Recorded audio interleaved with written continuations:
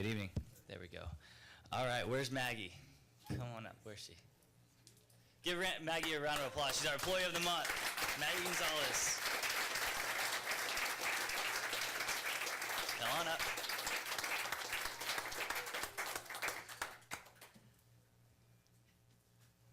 How are you, Maggie? Good, good. All right, this is an especially exciting Employee of the Month. You are someone that is up here at City Hall, and I've talked about this, or said this about you before, but there's sometimes rough days up here at City Hall, and you constantly bring joy to this office, and you constantly tell us to keep our head up, and I know that you have endured a lot, and you are someone that we would like to emulate when it comes to having inner joy and inner peace. So we thank you for just being a part of the City of Turlock family. I can't thank you enough. So let's do the formalities first. Huh, Maggie? Yeah? All right, Maggie Gonzalez has been named the City of Turlock Employee of the Month for April 2018.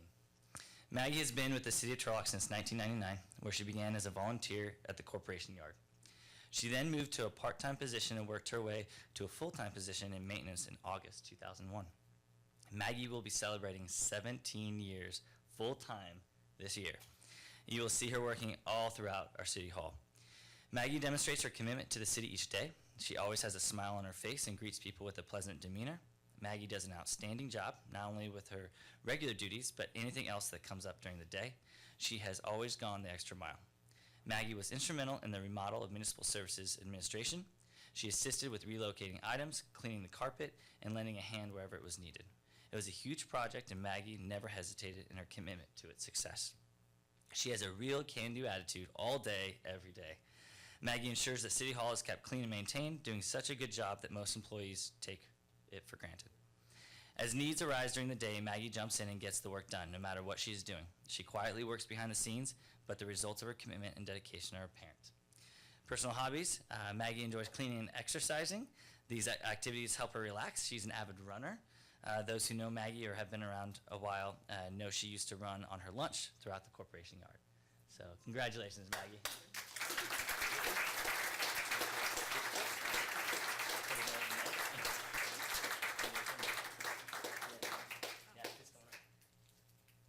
Just wanted to say thank you.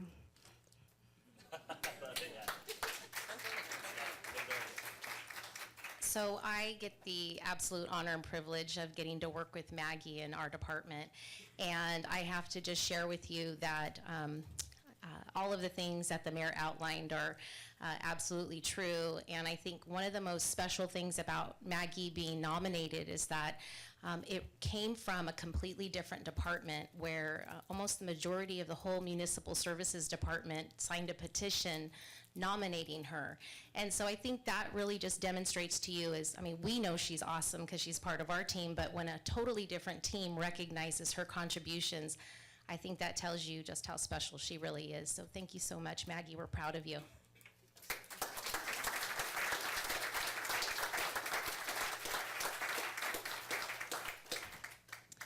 All right. Moving on to Career Technical Educational Work Experience Program graduates. Allison Van Gilder, come on up.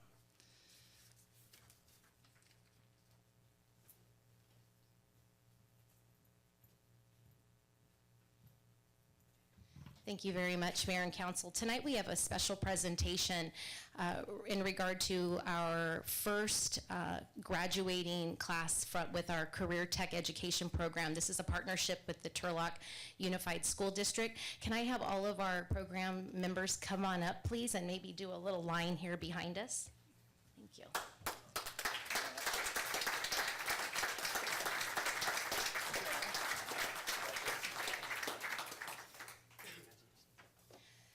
So the idea with this program, as I said, it's a partnership with the Turlock Unified School District, and I wanted to start out by thanking our superintendent, Dana Trevathan. I don't think she's here tonight. I think she had another obligation, but We just really appreciate the partnership, and in addition, we have Dave Laddick here. He is the director of the Career Technical Education Program. This program is something that has been replicated across many different industries in our community, and so we were very excited to be able to establish a partnership where students from both of the high schools would be able to partner with us, where we could teach them a variety of landscape maintenance skills. The students that you see behind you, they are primarily ag students, and they have an interest in working with their hands. They're mechanical, they like working outside, and so it's just a wonderful partnership for us in terms of the work that we do out at all of our parks and other facilities. So I'm going to now introduce to you Keith Humphreys. He's one of our assistant maintenance supervisors who took the lead on training these students and can speak more about their experience. Good evening. As Allison said, the purpose of this program was to kind of get these young people out into the field and experience in the workforce, and to, as you know, some kids are nearing the end of their school year, graduating high school, and they're kind of chomping at the bit. They're ready to get out there and do something, and perhaps a four-year college is not real appealing to them at that time, and so we take them in. We did a couple of different things. We had irrigation design, installation, and then we did some field work, and these guys did a great job. I want to tell you, they did very well. Some of them may have graduated this class and come out beginning with that mindset that college doesn't look so great, and now maybe they're saying school doesn't look so bad, but we'll see. So we took them and we taught them how to actually design a functional irrigation system. So they learned all the aspects of putting one together, what's needed to do it, from figuring the gallons per minute that you're going to need from your water source out to your valves, how many valves you're going to need, sprinklers with certain size nozzles so that you keep your water flow and your pressure up. They did a great job with that. We completed that. Then we moved out into an area in the corporation yard where we actually had them build a functional irrigation system. Again, they did a great job on that. Went out to Donnelly Park, did some field work. They dug up some old obsolete valves, replumbed them in, the new valves, and they actually worked. So that's a good thing. After that, we did 5 weeks of that. We had them for 9 weeks. We had them for 5 weeks in the first program, and then 4 weeks in the general ground maintenance, where they actually went out and they did some groundskeeping, learned some groundskeeping skills. They were at the public safety facility for a while, working out there. You can see here they were at the senior center, where they're able to use their knowledge of the irrigation system design and installation and add to some of the existing irrigation system out at the senior center, and then do some planting. So, you know, what we're trying to do is kind of just give them that hands-on stuff again, as we said, and teaching them you know, that transition from school to the workforce.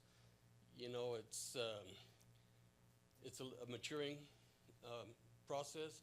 When you go to school, you get a note from your parents, or get an excuse for a day absence at school, but in the workforce, not so much. It's not going to work so well for you. So we try to encourage them to come to work every day, come to work on time, come to work prepared, and they did a great job doing that. So there they are.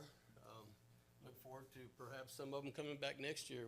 We were only able to do 2 months out of an original 4-month program. Next year we're going to do 4 months, and maybe we'll see some of them back. These guys did a great job. Thank you, guys.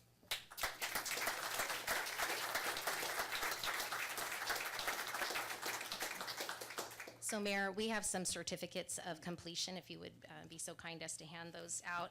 And before we do that, I would like to take just a minute to acknowledge my team that put together this curriculum. Primarily, that would be Ray Garcia, Mike Murphy, and Keith Humphreys, as well as Scott Taylor and Sergio Leone. They did a fabulous job, and there was a lot of thought that went into it. And I think that the nicest compliment that we received was when the ag teachers reviewed the curriculum, they asked if one of our assistant supervisors had a background in education. They were so impressed with just the detail that went into that. And so You know, this is a new program that we're really excited to launch, but there's a practical reason why we're doing this as well. As you guys know, we struggle with turnover in terms of our part-time staff, and so what we're really hoping here is by partnering with students who have an interest in this field already, they're going to stick around for a while, and who knows, maybe we'll get some full-time employees out of these students at some point in the future. So again, very proud of my staff, and I hope you are too. And with that, Mayor, if you could please announce and hand their certificates out. Perfect. All right. All right. So if Tyler Gill will come on up. Where's Tyler? Congratulations, man. Give him a round of applause. Come on. Yeah, good job.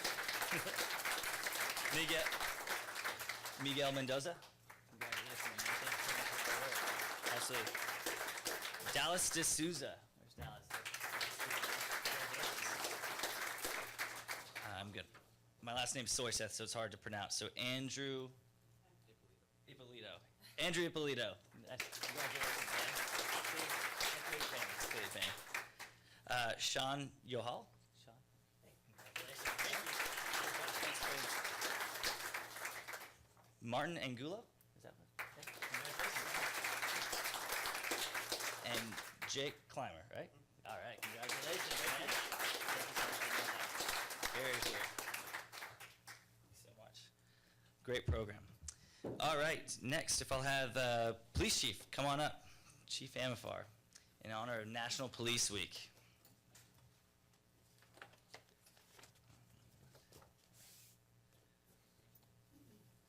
All right, before I turn it over to you for your presentation, we will honor the Chief and the entire police department with a proclamation.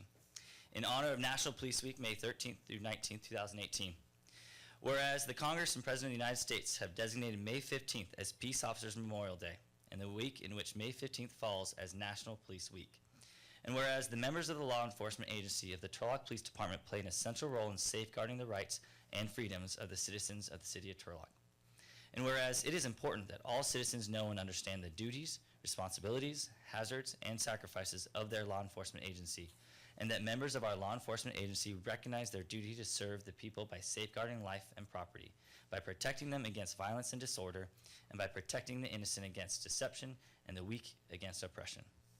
And whereas the men and women of the law enforcement agency of the City of Turlock Police Department unceasingly provide a vital public service.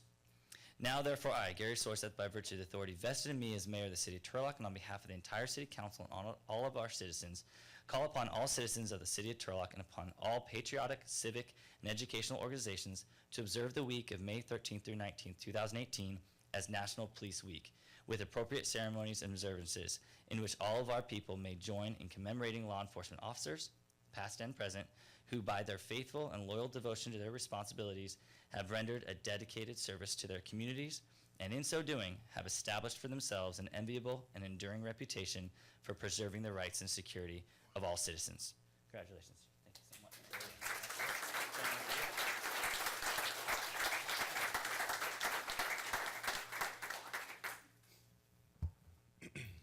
Thank you, Mayor and council members, for this honor. I accept it on behalf of my coworkers in uniform. And while next week is going to be Police Officers Week, on May 2nd, we had the Stanislaus County Peace Officers Memorial, and that's every year we gather and remember those officers who lost their lives, gave the ultimate sacrifice in this county.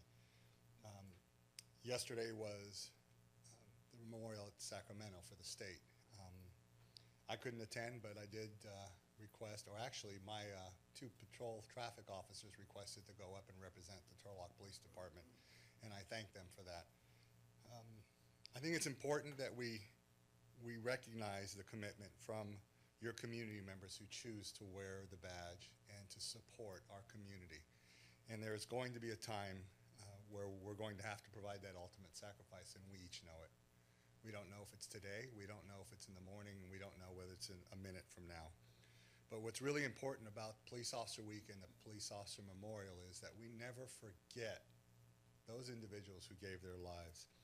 So you see up on the board here the 5 officers for the City of Turlock who have lost their lives in the performance of their duty. What you don't see is their family. Now, how many of you know who they are? Thank you. This is why we have to always remember the sacrifices, whether they're Turlock or any other location within our state or this nation. I'm going to take you back and tell you who they each are. Officer Levon B. New lost his life on August 14th, 1935. In law enforcement, we call it end of watch. Officer Joey Curley lost his life on November 1st, 1949. Officer Glenn E. Winans, November 1st, 1949.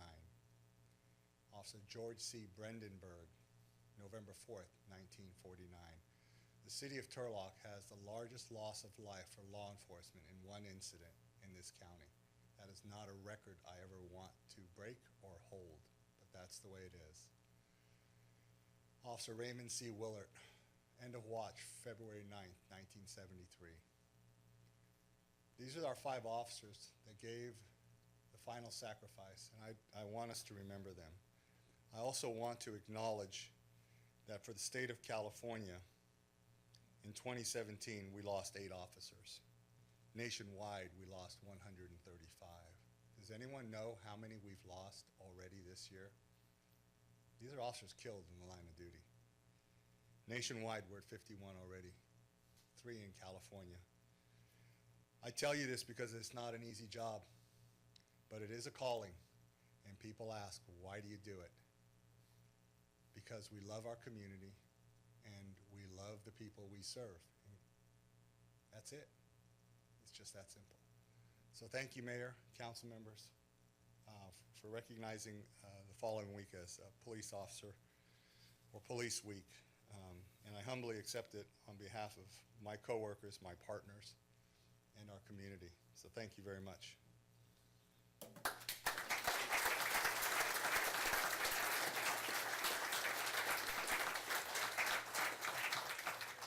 Okay, thank you, Chief. All right, if I can ask our city clerk and Stacy Tonorelli to come on up.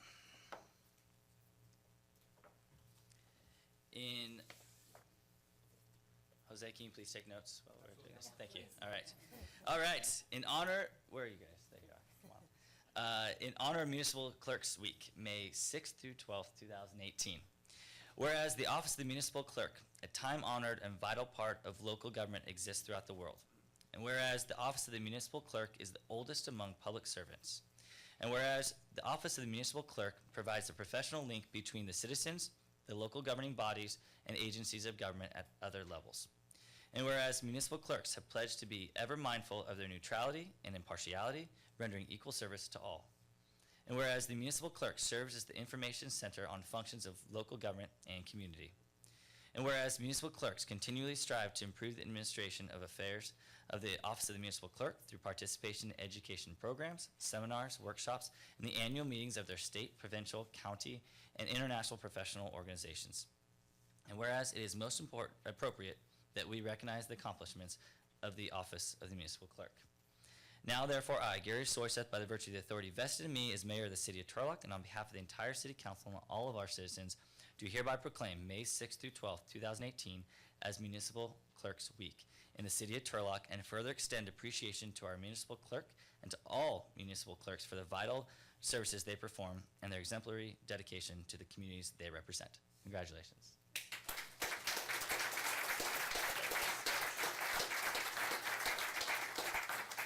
Thank you, Mayor and Council. It is with great honor and privilege that we accept this proclamation on behalf of the 49th Annual Municipal Clerks Week. Stacy and I are very proud to serve the city, the council, and the community in this capacity, and we strive to continue to enhance the administration of this office. So thank you again for this recognition.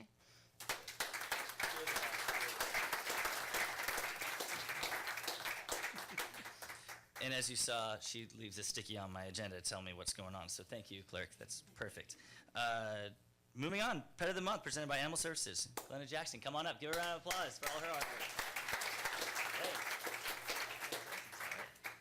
I thought you were going to do it for me this time. I can if you want. No, just kidding. You're better. You have to adopt it then.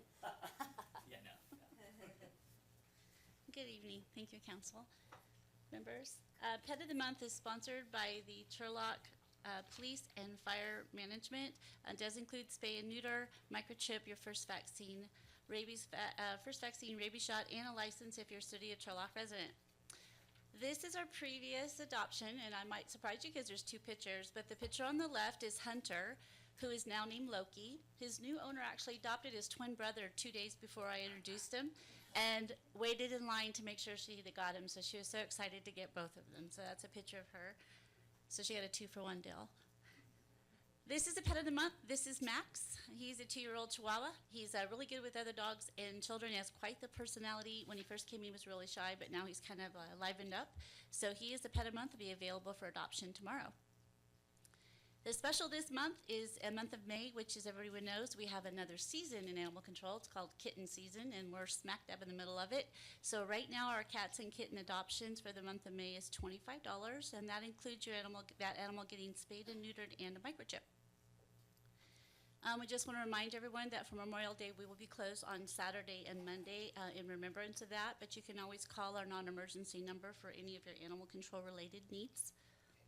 And please visit us at our shelter at 801 South Walnut. And remember to follow us on Facebook and our Turlock cityof.org, because we do offer all of our promotions, and the census of our animal population changes every hour. So please pay a visit. You'll see a lot of great opportunities you have to adopt a pet and all the functions that we give you there from the animal shelter. Thank you very much. Thank you so much, Glenn. Any Thank you. questions? Let's give a round of applause. Thank you so much.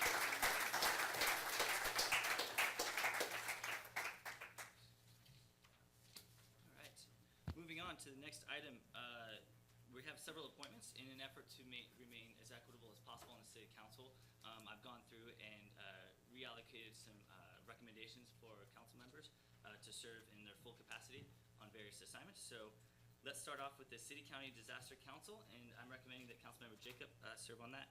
Do I have a motion? So moved. Do I have a second? We have a motion by Councilmember DeHart, seconded by Councilmember Scare. Clerk, please call the roll. Appointing Councilmember Jacob to serve as the primary member of the City County Disaster Council. Councilmember Esquer, Yes.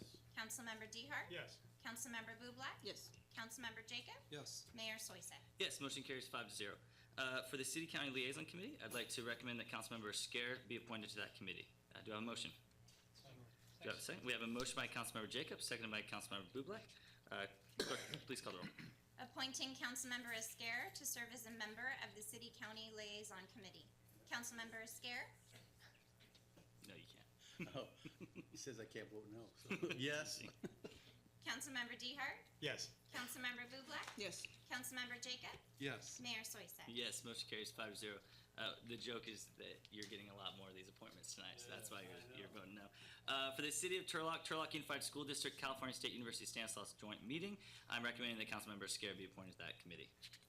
Clerk, do I have a motion? So moved. Do I have a second? Second. We have a motion by Councilmember Bublak, seconded by Councilmember DeHart. Clerk, please call the roll. Appointing Councilmember Esquer to serve as a member of the City of Turlock, Turlock Unified School District, California State University Stanislaus Joint Meeting.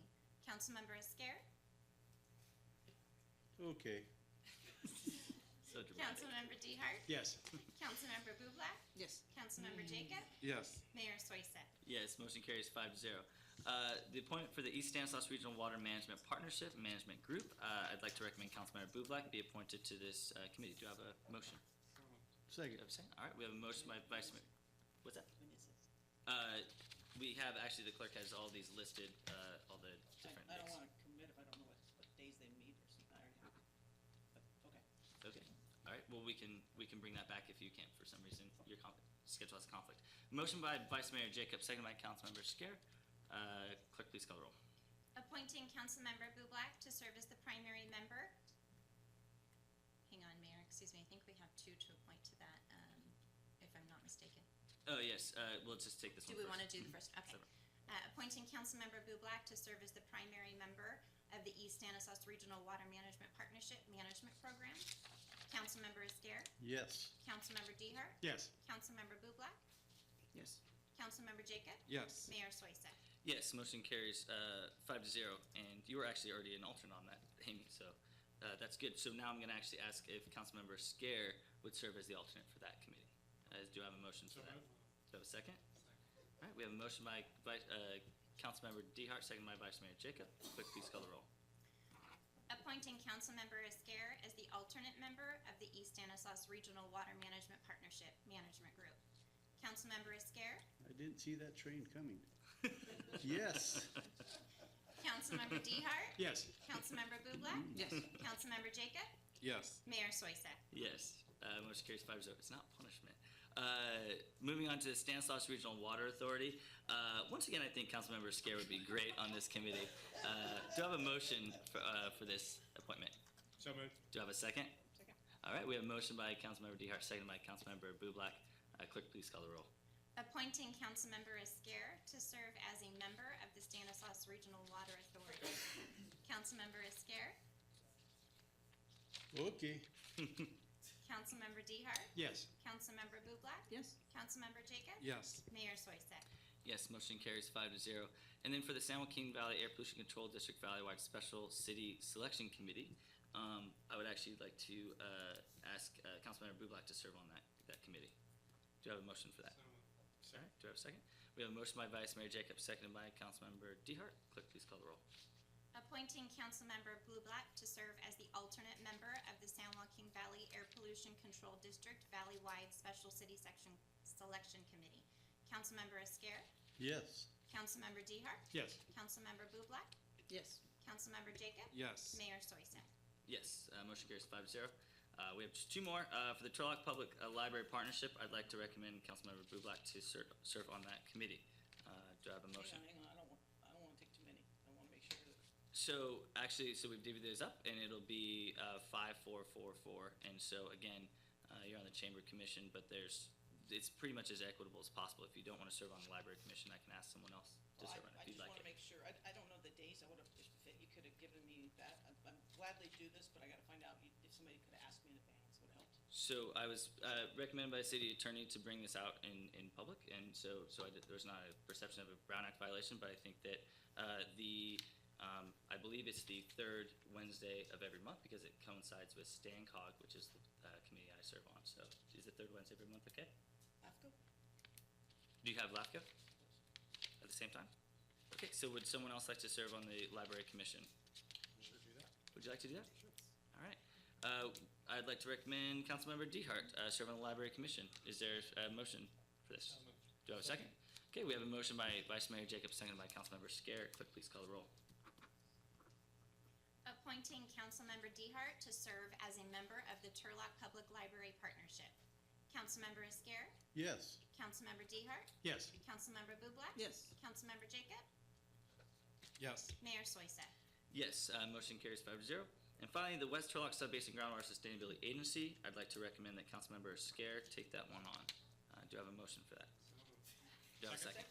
I have a motion by Vice Mayor Jacob, seconded by Councilmember Dehart. Clerk, please call the roll.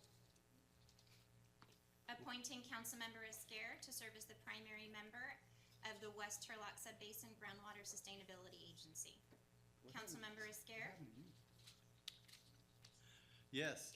Councilmember Dehart, Yes. Councilmember Bublak, Yes. Councilmember Jacob, Yes. Mayor Soisa. Yes, motion carries 5-0. Thank you so much, and thank you to the council for serving. For those in the audience that might think that everything's weighted towards Councilmember Scare, it's that he actually served on more alternates before. So now he's actually on full committees.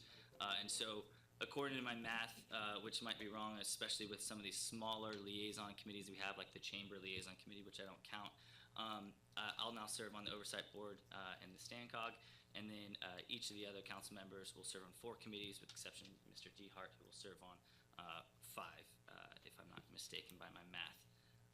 So, with the library. Mayor, just a point of clarification, and perhaps you said it and I missed it, but on the last one for the West Turlock Sub-Basin Groundwater Sustainability Agency, I have that we appointed Councilmember Esquer as the primary member, but I also believe that we were going to appoint Councilmember Dehart as the alternate member. So this is why it's municipal services, or municipal clerks week, because that's a polite way of saying that I skipped over Councilmember Dehart to appoint to the alternate position.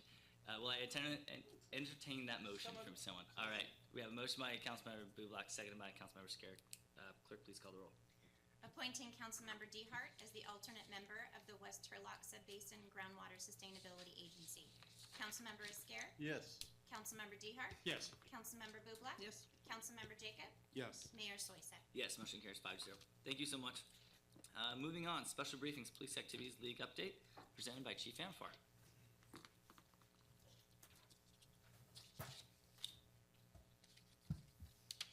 Thank you, Stacy. Mayor and council members.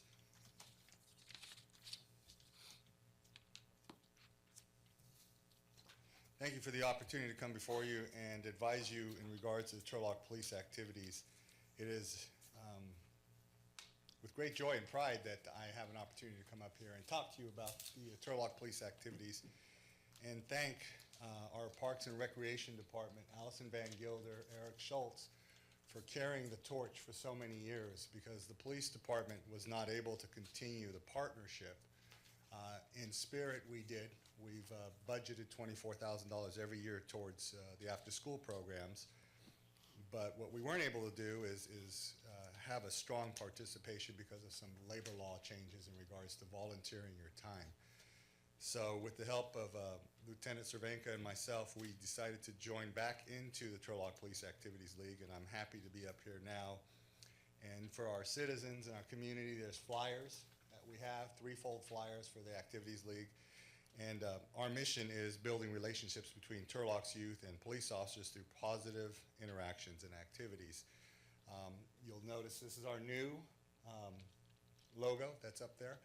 And we're moving forward full steam ahead. We have a full board inclusive of Parks and Recreation, school district, staff, and business members that are on board. And what's very exciting about it is we entered into our first contest. We wanted to come up with an annual T-shirt for PAL, and we're going to be selling those T-shirts for $15 a piece. This is the winning drawing from our high school art class, which was Pittman High School this year. We asked that several of the high schools submit to it, not only Pittman and Turlock, but Turlock Christian. And this was the winning drawing that was submitted. The student's going to get a $50 gift card, Visa card, and the classroom is going to have a pizza lunch, actually breakfast, because it's at 10:45 tomorrow morning. So I'm really excited about that. But as we progress, this is what the T-shirt's going to look like. It'll be for sale as soon as we get them in.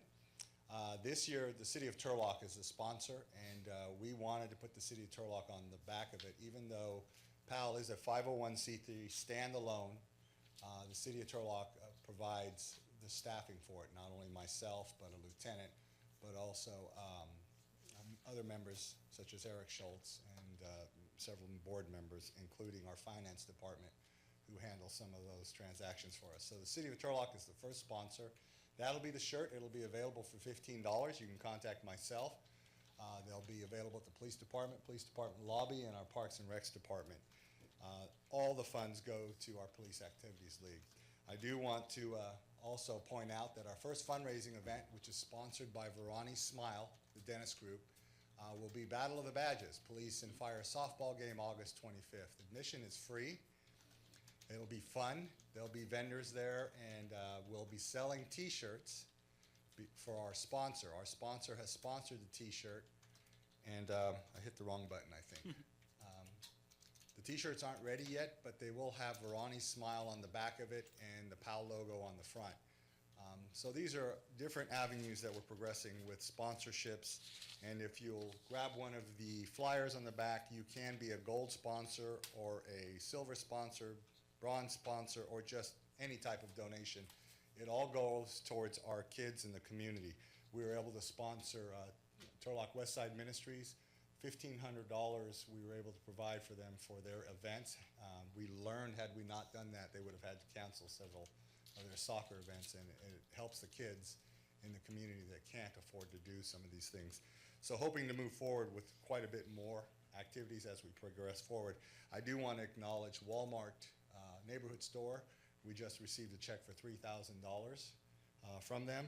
Turlock Realtors Association, who has sponsored PAL for years with the crab feed, because we didn't have crab feeds for the last several years. Turlock Realtors Association donated the money they had set forth for the crab feed to get it started again, and approximately $9,000 on top of that was given back to Turlock PAL. So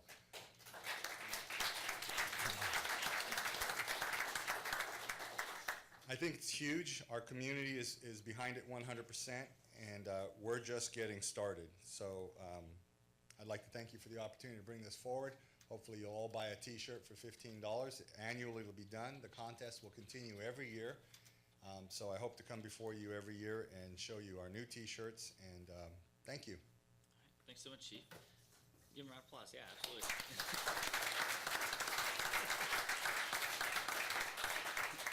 Okay, thanks. Any question or comments for the Chief, by the way?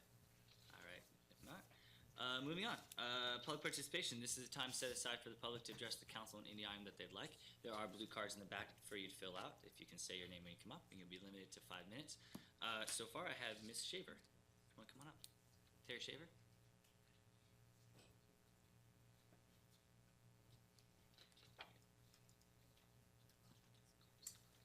Hi, Mayor and Council. Terry Shaver from Turlock. It's a quick question about last meeting's, a follow-up to last meeting, when we had the representatives about the cannabis dispensaries. And that's very interesting, and they were all excited about how fantastic it was. You know, it gives an instant $6 million cash cow. But I would like to know, I'd like to hear from the chief, to your knowledge, is it true, as the proponents claimed, that there are no police calls made to assist dispensaries? Yeah, if you'd like to answer the question. I believe Mr. Warder alluded to the fact that there are no calls at the dispensaries. There are no legal dispensaries in Turlock. There is, the municipal code does not allow that. However, we have responded to one that is operating illegally on multiple occasions. But I think what he was indicating was where there, I don't want to make an assumption for Mr. Warder, but we have responded to it. Is that good? Yeah, thank you. Thanks. Okay, absolutely. Anyone else in the public like to address the council on any item that they'd like? All right, moving on. Motion waiving reading of all ordinances on the agenda except by title. So moved. Do I have a second? We have a motion by Councilmember DeHart, second by Councilmember Scarrett. Clerk, please call the roll. Waiving reading of all ordinances on the agenda except by title. Councilmember Esquer, Yes. Councilmember DeHart, Yes. Councilmember Bublak, Yes. Councilmember Jacob, Yes. Mayor Soisek. Yes, motion carries 5-0. Declaration of conflicts of interest and disqualifications. Left and right, seeing none. Disclosure of top 10 maximum contributors can be found within the agenda. Consent calendar. What is the pleasure of the council on the consent calendar? Advance consent. Do I have a second? Second. All right, we have a motion by Councilmember DeHart, seconded by Councilmember Scare. Clerk, please call the roll. Adopting the consent calendar. Councilmember Esquer, Yes. Councilmember DeHart, Yes. Councilmember Bublak, Yes. Councilmember Jacob, Yes. Mayor Soisek. Yes, motion carries 5-0. We have no final readings tonight, so we have we have a public hearing. Request to adopt an engineering division cost recovery fee structure. There is a green sheet that's provided for this, and Mr. Bray is going to present it. Excellent. Good evening, Mayor, members of the council. You did find the green sheet there, and the green sheet does correct some issues that were left off in the resolution. The resolution failed to identify, if approved tonight, when this fee structure would go into effect, and the resolution does state for the members of the audience that if the council does pass this fee structure, it would go into full effect immediately. And also, there was one issue with the printing of the Exhibit A of the fee structure. In the council packet, it did not scan correctly, and so we've provided a green sheet so you can have that for your reference. So before you tonight is the request to adopt the fee structure for the engineering division. Council has had 2 previous workshops on the proposed fee structure, so diving into the methodology tonight will be concise. The city has policies put in place to have the purpose of being friendly to development. However, that still means that new development should pay its fair share. The fees are structured on a cost recovery basis, with certain fees being proposed to be artificially lowered to achieve compliance, encourage development opportunities, and also be palatable. We also have Greta Davis from the consultant firm NBS that was hired to develop the fee structure, here to discuss the fee structure. So after Greta has gone through the fee structure, I'd like to discuss the main 4 areas of the fees that are being proposed to be artificially lowered. So with that, I'll bring up Greta.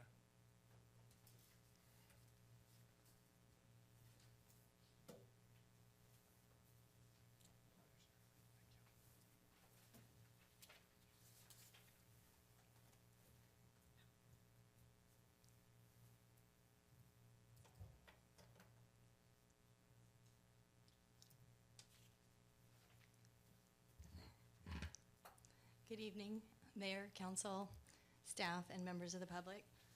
Thank you for having me here tonight. My name is Greta Davis. I'm with NBS Consulting. We worked for the city on a user fee study for the engineering department. And as Nathan pointed out, we have been through the presentation a couple times, but we wanted to re-review for those of you that may not have seen it.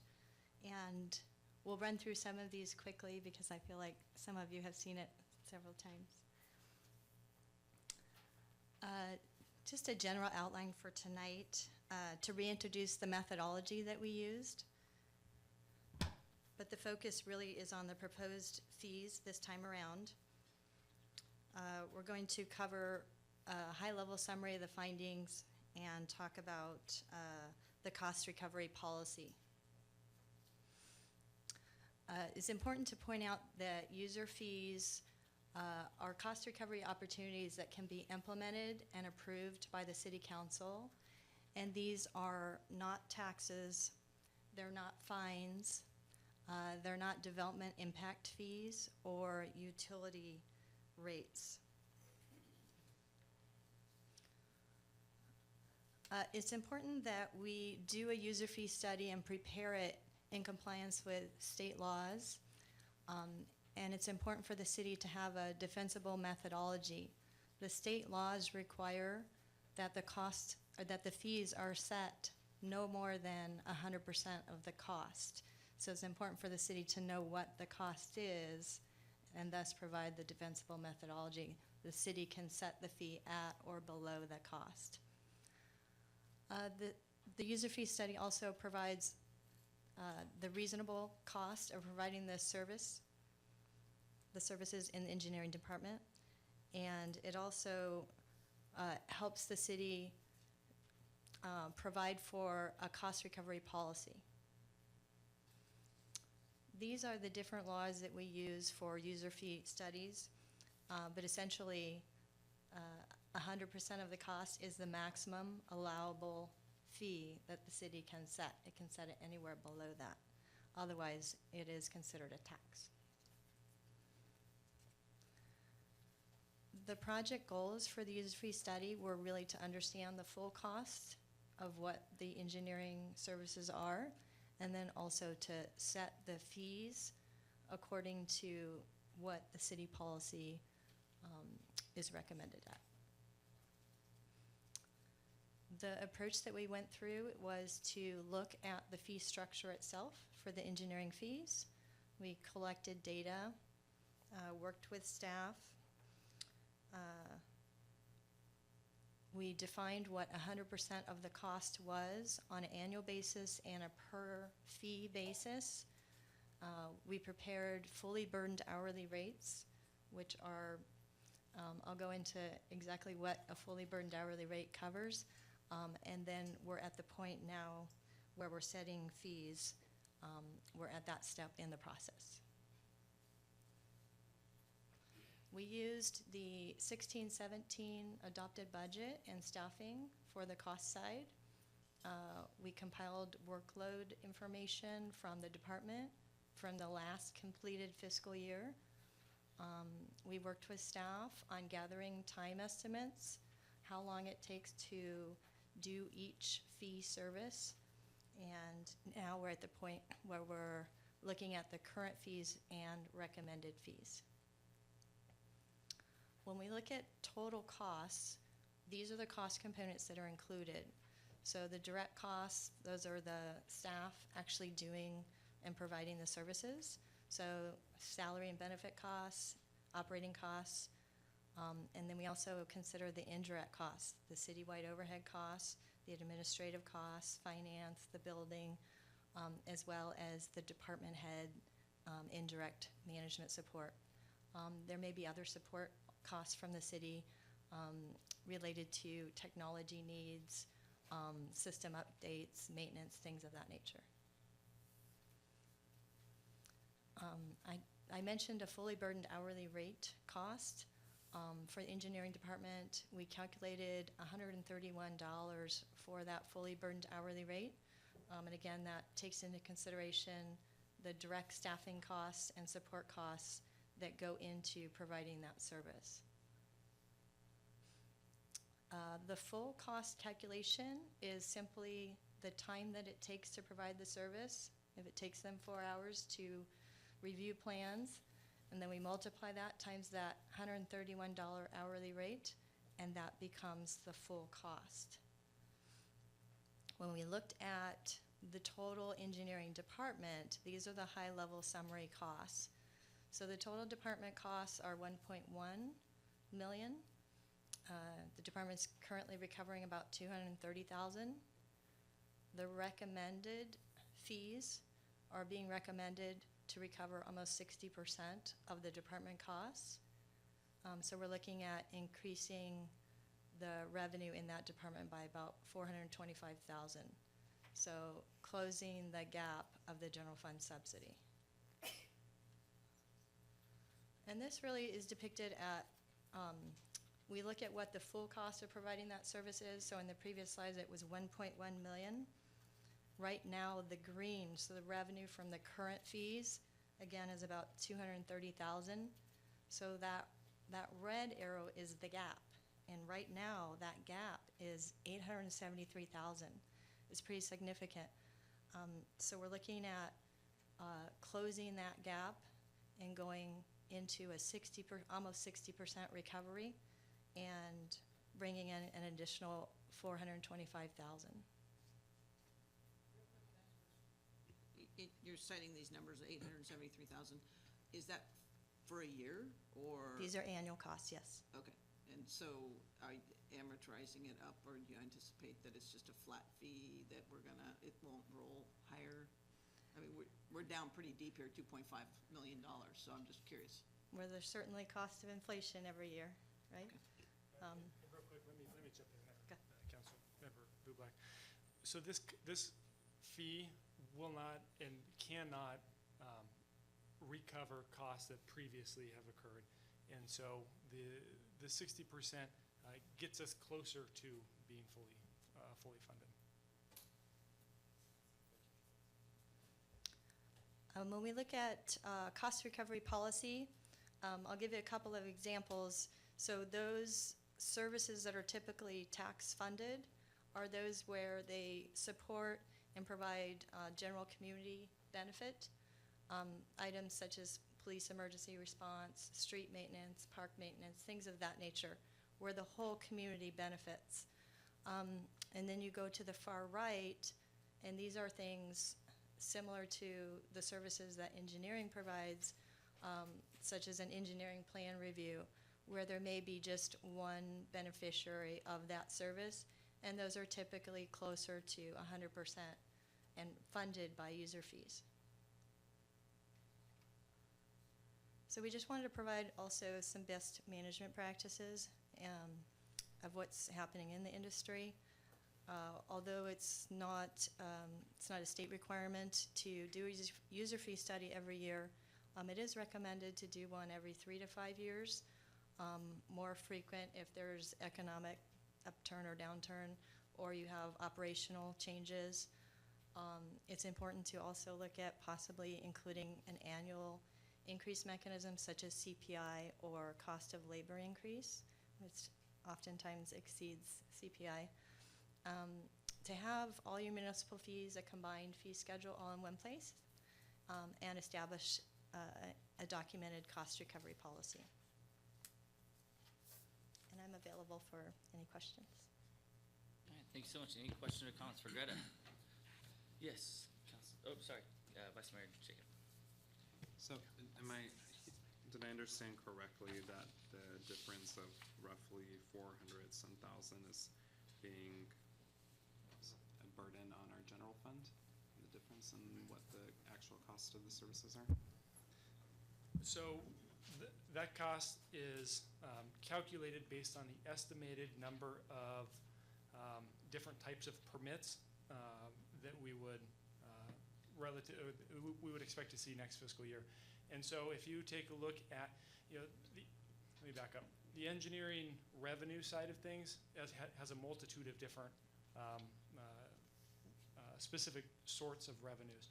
And so it's hard to correlate exactly this revenue versus the overall total fund for the engineering division. But last year, the engineering division was in the hole approximately $435,000, I believe. And so this proposed revenue, based on the proposed percentages that we would charge, based on the estimated number of permits and that specific type of permit, which can vary throughout the year, but it is estimated that it would generate roughly that additional $400,000. So even though the actual cost of providing the services is 1.1 million and what we're proposing to recover is 650 some thousand, at the end of the fiscal year, you're saying it wouldn't have that 400,000 would be made up? The estimated cost to provide the service is based on the fiscal year 16-17 on the staffing costs at that time and the staffing level at that time. Since 2016-17, since that fiscal year, we've lost some staffing, and so our expenses will not be that great.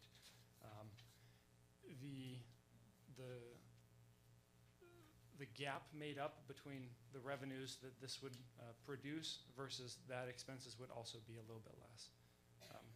So what happens if you end up collecting more than what you actually need at the end of the year? What happens to those official monies? Yeah, I think that based on the fee structure itself, we wouldn't collect more. Greta, correct me if I'm wrong, but the way that we've allocated the staffing time, and we've gone through the estimates, the estimate of reasonable cost of work for that sort of activity, I don't think that we would be in that scenario. And Jose, correct me if I'm wrong, if we did collect more, I don't know what the legal ramifications would be. Would we refund them? We would definitely take a look at what the refund or what the mechanism is for folks that have paid the permits if we actually collected more, because as Nathan mentioned, we can't collect more for a service that we're providing. It's whatever it costs to provide those fees. But also it's not completely at 100% recovery. Anyway, the report does still have a gap. The Correct. chances of collecting more are slim. And I know that there's also some fees that developers will actually see potentially a break. A reduction in, exactly, yeah.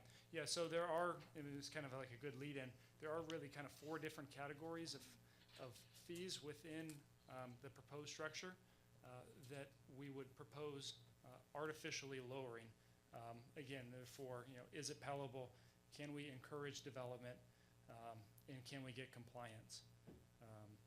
The first category of those is the building permit review. So engineering staff also provides building permit review from an engineering stance. And full cost recovery would not be palatable and encourage compliance with completing building permits. So we're proposing on reducing those categories of fees. And also the grading and encroachment permit fees. Again, we want to encourage development while at the same time strike that balance of developers pay their own way.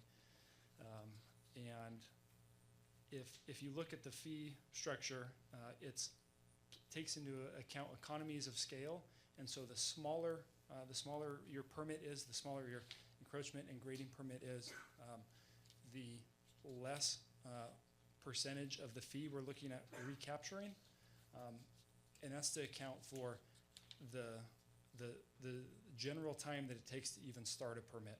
And so as you get larger permits, that time gets rolled up into full cost recovery. The third example is the sidewalk permit. The city has, through Allison and her crews, we've made great strides in correcting deficiencies in our sidewalks, trip and fall hazards and stuff. If we were to go through full cost recovery, it would burden homeowners and business owners from coming in and fixing their sidewalks and pulling the permits. So we've artificially proposed to lower those fees. And the last two are pre-development meetings and development fee estimates.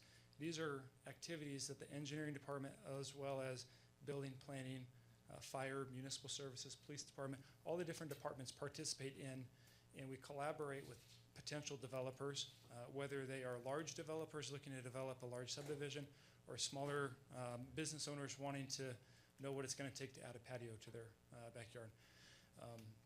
And so we provide those meetings and fee estimates free of charge to those potential business owners and property owners. So with that, we're really looking to recapture 59%, I think, is the number of our costs. And again, this gets us closer to closing the gap. I think everyone was on the council at the time, except for Councilmember Esquerra. I don't think you were. At the time, we adopted the building fee structure, and at that time, the building fee structure was artificially lowered 25% across the board, and we revisited it within the next year. And so I would propose the same thing, that if we are able to revisit the fee structure at the mid-year budget adjustment or at the end of the year, and we can evaluate to see, are we capturing the costs that we had identified? Are we closing the gap? Because a lot of this is based on estimates. We're estimating the type and number of permits that are going to come through the door next year. Thank you. Councilmember DeHart and then Esquerra. I guess I just had a question about the $131. Does that approach the maximum that the state says we can have as a maximum or as a fully burdened number? I'm getting a little confused between what the state will allow and what the fully burdened is and what our rate is, and perspective-wise, how that all fits together. Comments? Yeah, so the fully burdened hourly rate takes a look at the cost to perform the services. So we've identified an activity. We've walked through that activity and identified all the different time estimates it takes to perform that, as well as all the way down to every 6 minutes, or a tenth, as Jose has referred to in the past. So we've walked through how long it takes to process a permit, how long it takes to walk through the plan check and review. And based on the number of activities that we expect and the cost allocated, or the cost to perform those, you take your cost to perform those divided by the number of activities, and you have your fully burdened hourly rate.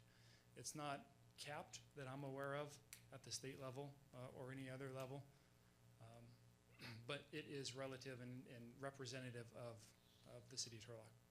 Okay, just for clarification purposes, because the comment had been made, state mandated maximum expense, or words to that effect. Perhaps you can re-enter the tune where you were when you said that, Greta. I'm not quite sure what that relationship is. I'm just trying to get an understanding. The state law allows 100% of full cost, and the $131, as he pointed out, is Turlock's fully burdened hourly rate. So if I'm a developer, and I know that Turlock's rate is 131, and I know Modesto's is 138 or 9, and Merced's is 112, does that present an opportunity for me to perhaps decide on where I build or develop? Comparing different cities' fee structures is extremely difficult. Based on the level of service they provide, the type of permits that they have, and also what are their different sources of revenue. A lot of other cities have general fund subsidies, which will artificially lower that rate to the development. So in turn, they're trying to be development friendly. One way of doing that is having a general fund subsidy, which lowers the amount of revenue needed from the developers. And so therefore, our subsidy is about 41%, because we're capturing 59%. That is correct. Thank you. Any additional, yeah, Councilmember Scarrick, I forgot the order. It's okay, just a couple, I just had a couple points of clarification. So, you mentioned, Nathan, that we have less staff, so that's why our cost may not be as much. Now, are we anticipating getting more staff later, or is this gonna be are we gonna remain with less staff? Yeah, the goal is to hire on more staff. We still have open positions that we have a need for, and depending on the direction of the council and the city manager, the desire and the workload is there to hire more staff. Okay, and second one, just for clarification, at this point, we are charging probably 21%. So our proposal is to increase the 21% to 59%. So the other 41% is still coming out of general fund, correct? That is correct, yeah. And my third and last, I think, are business licenses in here anyplace? I didn't. Business licenses are that not in whole engineering different? fees. Okay. Totally different, yes. Okay, thank you. Councilmember Jacob. This might be a question for Greta. The 131 fully burdened hourly rate, is that on par with what you've seen in other cities? Just trying to get an idea of how we're doing. Other cities In this area, yeah, comparable cities is on par. I understand that the fee itself is difficult to compare because the amount that they subsidize it and whatnot. If you can look at fee number 7, trying to understand, how did we get to a place where we were overcharging by about 7% in our last time that this was done? Yeah, and so another nuance, if you will, for this fee study is the fee study is establishing new fees. It's revising some old fees. It is also identifying the true costs moving forward. And so I wouldn't say that we were overcharging then. I think we've more accurately defined our process moving forward. And so that would be one of the fees that would be lowered. You know, as the city attorney alluded to earlier, there will be some fees that will be lowered, and that's primarily due to how the fee study is, or how the fees are structured. They're structured very differently than before. Councilmember Butler. So Greta, you do this for a living. Is this typical to just continue deficit spending and not planning to get $1 expended, $1 back? What's the normal percentage? It's as if we're just continuing down the road of having a deficit. I appreciate that you can only do the cost, but you're saying we shot for maybe 64% or something? Is that normal?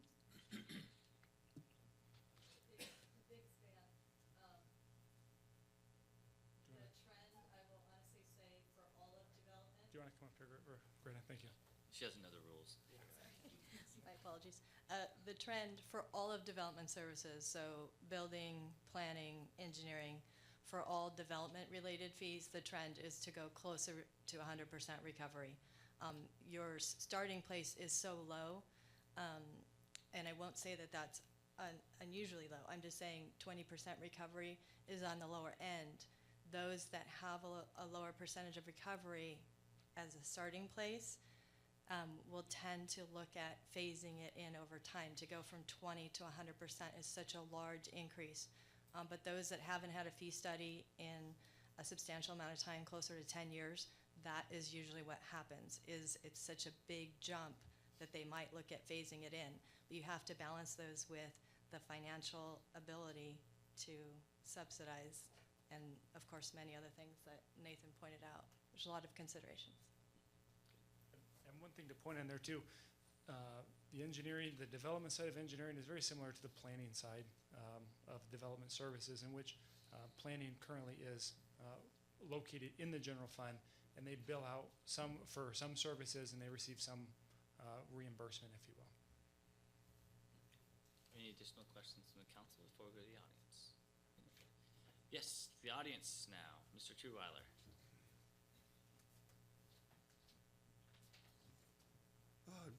Milt Treeweiler, yes. Just one general question. I think you've actually clearly explained it, but I wanted to just get the answer. So these fees, as they're collected, they do go into the general fund. They're not going into an enterprise fund? That is not correct. These fees go into the engineering fund, Fund 502. These fees fund the staff activities. They do not fund development improvement fees. They do not fund future infrastructure. They are for staff time. Any additional questions and comments from the audience? Yes, Mr. Puffer.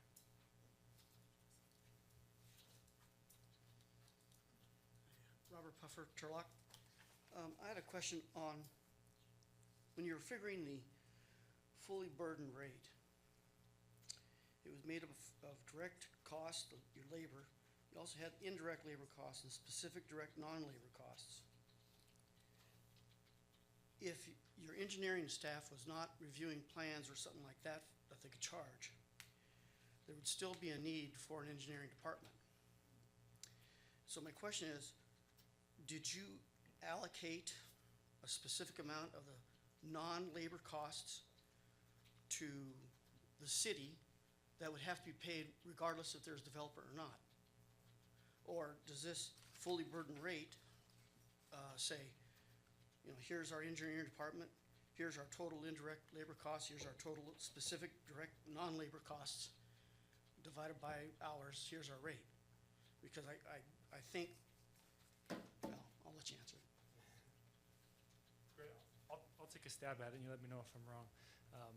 But the engineering division is broken up into four real main divisions. There's the development side of engineering, which is what we're talking about tonight. There's the capital side, which also has its own indirect cost allocation plan. It's federally approved, and it includes other overhead as well. And then there is the transit side and the traffic engineering side.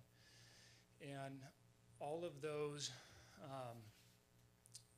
all of these different types of activities were identified and allocated a percentage of time based on the staff's availability time, or the amount of time that staff spends working there. And these fee-related activities, which is the developer funded fees that we're talking about, that percentage of time then took on that same percentage, took on the overhead percentage of the rest of the overhead. Is that correct? Okay. Does that make sense, Mr. Pfeffer? Yeah, thank you, and I'm sorry I missed the prior workshop, so I would have brought it up then. I'm sorry. That's okay. Thank you. Additional questions or comments from the audience on this? All right, bringing it back to the council. What are the additional comments, questions, what we'd like to do tonight? Yes. First, Mr. Katakis, you're not gonna get up here? I kinda wanna hear what you have to say. All right, so my concern is that we're sitting here and we're about to discuss a budget, and that needs a lot of things, and we're still planning to fail. I want to encourage building, but if we're not taking care of our costs and we're not even close, I'm not comfortable with that. I get that, you know, there's a happy medium, but I just don't see how when we're in the dire straits I believe we're in. So that's my comment. So would you like to, so we're going from 21, when did we last address these fees? When's the last time that we've addressed these? The last time we had a workshop? The last time Or- they're set at 21% of cost recovery.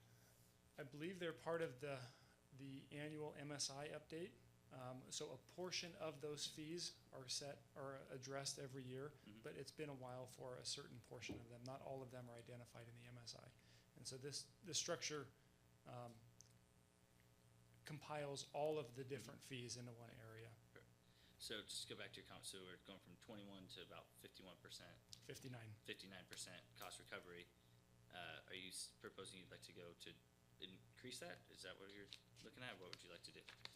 I'm just making a comment that if we're spending $1,000 and we're only recovering 600, it's not really advisable. I mean, it's not, obviously, we're going to fail financially if we continue that, and that's part of our problem as we progress to one of the next topics in our budget. So I'm just offering this as is this really, could you have not brought us a couple more options, Ms. Davis, that were like, okay, this is this percent, this would be this percent, so we could kind of see where that would hit? Again, I understand dollar for dollar, we can't ask anything more than what it costs, but obviously, we know that some of this stuff costs more. And so I'm just kind of having that dialogue with all of you to see where, if you're comfortable just throwing it out there. So how come you chose to jump to 59%? Like you said, I know when we start low, going all the way to 100 is hard, but why is that? Just your thought process? I believe that was staff's recommendation at the time. Okay. Yeah, Councilmember Scarrett. Just an off-the-wall question here.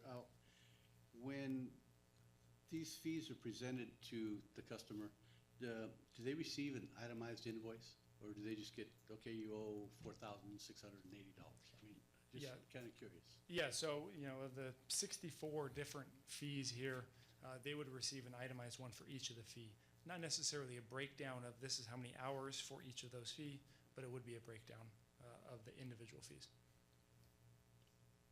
Would it not be more accurate or correct to break it down per hour so that they can see exactly? I mean, when I spend some money, I want to see the invoice. I want to know exactly what I'm paying for.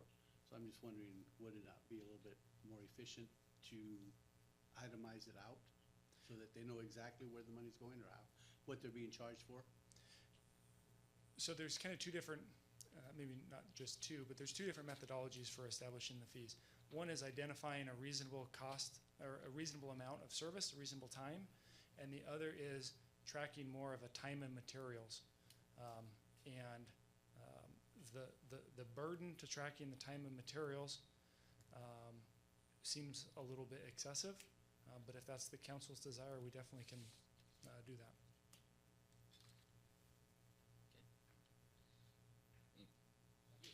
Go for it. I guess the other thing we look at, if we chose to do the 59%, how soon can we revisit this and try to recoup a little bit more? I know you're talking about baby steps there, but can we do this on an annual basis, semi-annual? I mean, how's that? Yeah, so one thing Greta had alluded to in the presentation is this annual inflator. And so in the fee study is an annual inflator based on the ENR, the Engineering News Record. And so what that does is it tries to keep pace with current construction costs. So it does have that inflator in there. But yeah, we could come back and revisit where we are this time next fiscal year to see what our costs were, what our revenues were, and revisit if we so choose so. Additional comments and questions? Well, obviously, we can't continue to spend money that we don't have revenues to cover in terms of our service, our labor, and so on and so forth. That's a recipe for failure. I think the reality is that how do we get back on track? And I think that as we make a progressive steps to get there is really the preferred methodology. So the methodology is sound. I think that not unlike Councilmember Bublak, my concern would be that we get as rapidly as we possibly can to that fully burdened expense, not just fully burdened rate. We've got another side to that coin, however, and that is that we're trying to encourage development. We're trying to encourage so many different things. And so, once again, we're at a point in a delicate dance where we're trying to recoup, we're trying to move forward, we're trying to be responsible, we're trying to do all these wonderful things. So I guess my basic thought tendency at this point would be 59 is certainly better than 21. We're not there yet, but I think that if we establish a schedule for an evaluation on a periodic basis, and I don't know that a fiscal year evaluation is the time. I think it's whenever we do a mid-year review is really more realistic, because I think we do need to gauge it on that with that regularity. I think that as we attempt to recover, as we attempt to establish something that's more in keeping with what our costs are, that's probably more prudent. But for this particular package, I certainly understand methodology and would concur with what's presented. Additional comments? Yes, Councilmember, Vice Mayor Chicken. I understood correctly that in the last fiscal year, what was contributed to the cost of all of the services that were provided for by the various fees here, about 400,000 of, we were under by 400,000, and that's what was contributed to by general fund? Did I hear that correctly? And so by increasing it by roughly that amount, in the next fiscal year, we should more or less be sound? More or less, again, the delta, that $400,000 that we would potentially be receiving additional revenue, it's based on estimated number of permits and the type of permits. If we, so the fee schedule has 64 different fees, of which 14 of them are artificially reduced, and the other roughly 80% are at full cost recovery. If the majority of the permits that we take in and process are in that 100% cost recovery, that number will go up, that gap will be reduced. If we produce or take in a lot of permits that are in the lowered percent, then there is the chance for that to go down. And so we have used our past fiscal years, I've used our past fiscal years to identify and extrapolate how many and what type of permits moving forward, but it is, you're looking into a crystal ball. I don't think any of us expect you to 100% accuracy predict the future for us, but I think that there are certainly several things in here, and I totally understand the sentiment here, but I wouldn't feel comfortable, for example, charging for the pre-development meetings. I think that provides a huge benefit. It's staff time that they're going to be here anyway, and then it allows, I think it's a great marketing tool to encourage development as well. So as you mentioned with the sidewalk repair and other things like that, well, I'm of the same mind that we need to try to recoup as much of it as possible, as long as at the end of the year it more or less equals out. I don't think that we necessarily need to be, this needs to be a profit generator for us either. So I feel comfortable with it where it's at and appreciate the work that you've done to get us here. Councilmember Bucco. So, totally appreciate what you're doing, but if we're looking at it from the standpoint of every department, if every department is only putting in, they're only recovering 59% of what their cost is, then that $2.5 million is going to continue to increase in our deficit, and that's discouraging to me, because there are other departments that aren't making it as well, that are coming back and asking for more money for whatever reason they need a little additional. So from the standpoint of just finances alone, I'm just not here. Maybe everybody else is, but we're about to face a $2.5 million on top of everything else we're about to have. That department has $2.5 million deficit. So I just want to make sure everybody hears that now we're going to continue it, maybe catch up a little bit, but not really. And so that's what we'd be voting on. So one of the alternatives is to consider the proposed fees equitable and charge the fee as determined through the fee program study for full cost recovery. Is that what you're more proposing? I'm proposing we slow down, find out where the other percentages are. I also really want to have developers have this engaged in this conversation right now, because I don't want to exclude building, because I understand it's going to help our economy anyway. But having this one-sided discussion and knowing the dire straits of our finances, I'm just a little nervous. Okay. Any additional comments?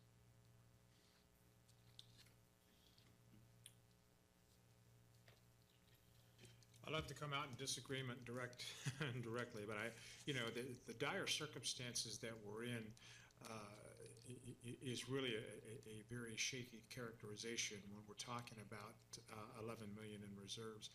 I think we do have requirements, we do have statutory limits, we have all of these other things. I don't know that I'm necessarily in favor of this as it is. I understand the methodology, and I feel comfortable with it. My only concern would be that we have a more regular examination and potentially increase in the cost recovery methodology. I think that we're really on a threshold of beginning to correct. Overnight correction is not going to happen. That's my sense, because I think that developers may tend to not agree with that change, depending on where they are in the process.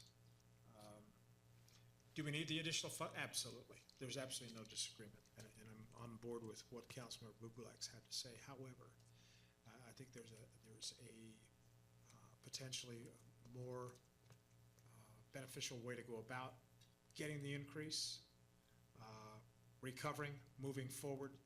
And at this particular point, I think that the 59% plus a more regular evaluation is in order. Yes, Councilmember. I have one additional question before I hope to introduce the resolution, but what was the cost for NBS to conduct this study? Do you remember? Anthony, do you remember?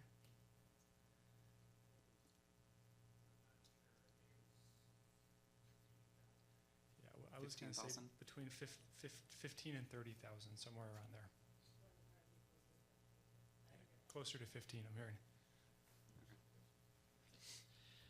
I think echoing on, Councilmember DeHart's comments when Kelly Jacobs Center, when we first started talking about this just a little while ago, in the 2.5 million, we talked about alternatives, and that the 2.5 million, while it's extremely disappointing because obviously we'd like to recover all fees, we're also trying to encourage development. We're trying to encourage our builders and our developers to stay in Turlock and choose Turlock.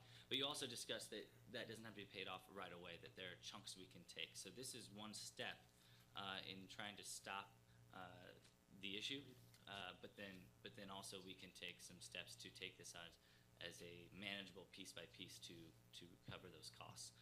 So I think this is a step in the right direction. I think that's what I'm hearing from the rest of the council. Overall, I think that I'm hearing maybe more of an aggressive standpoint of wanting to recover more of those fees. So I think that's the annual review you're talking about, or the more frequent review is what he's talking about. Understood. So with that, I'd entertain any direction, motion, communication. What would you guys like to do? All right, we have a motion by Vice Mayor Jacob to introduce the resolution, the recommended action. I'll second. I have a second by Councilmember DeHart. All right, is there further discussion, comments? All right, yes, Councilmember Scarr. Just, again, I have to agree with Councilmember Bubulak and everybody else. It is not perfect, but again, 59% is way closer than 21%. And if we get this reviewed either annually or semi-annually to try to slowly get back to where we need to be, that would be preferable.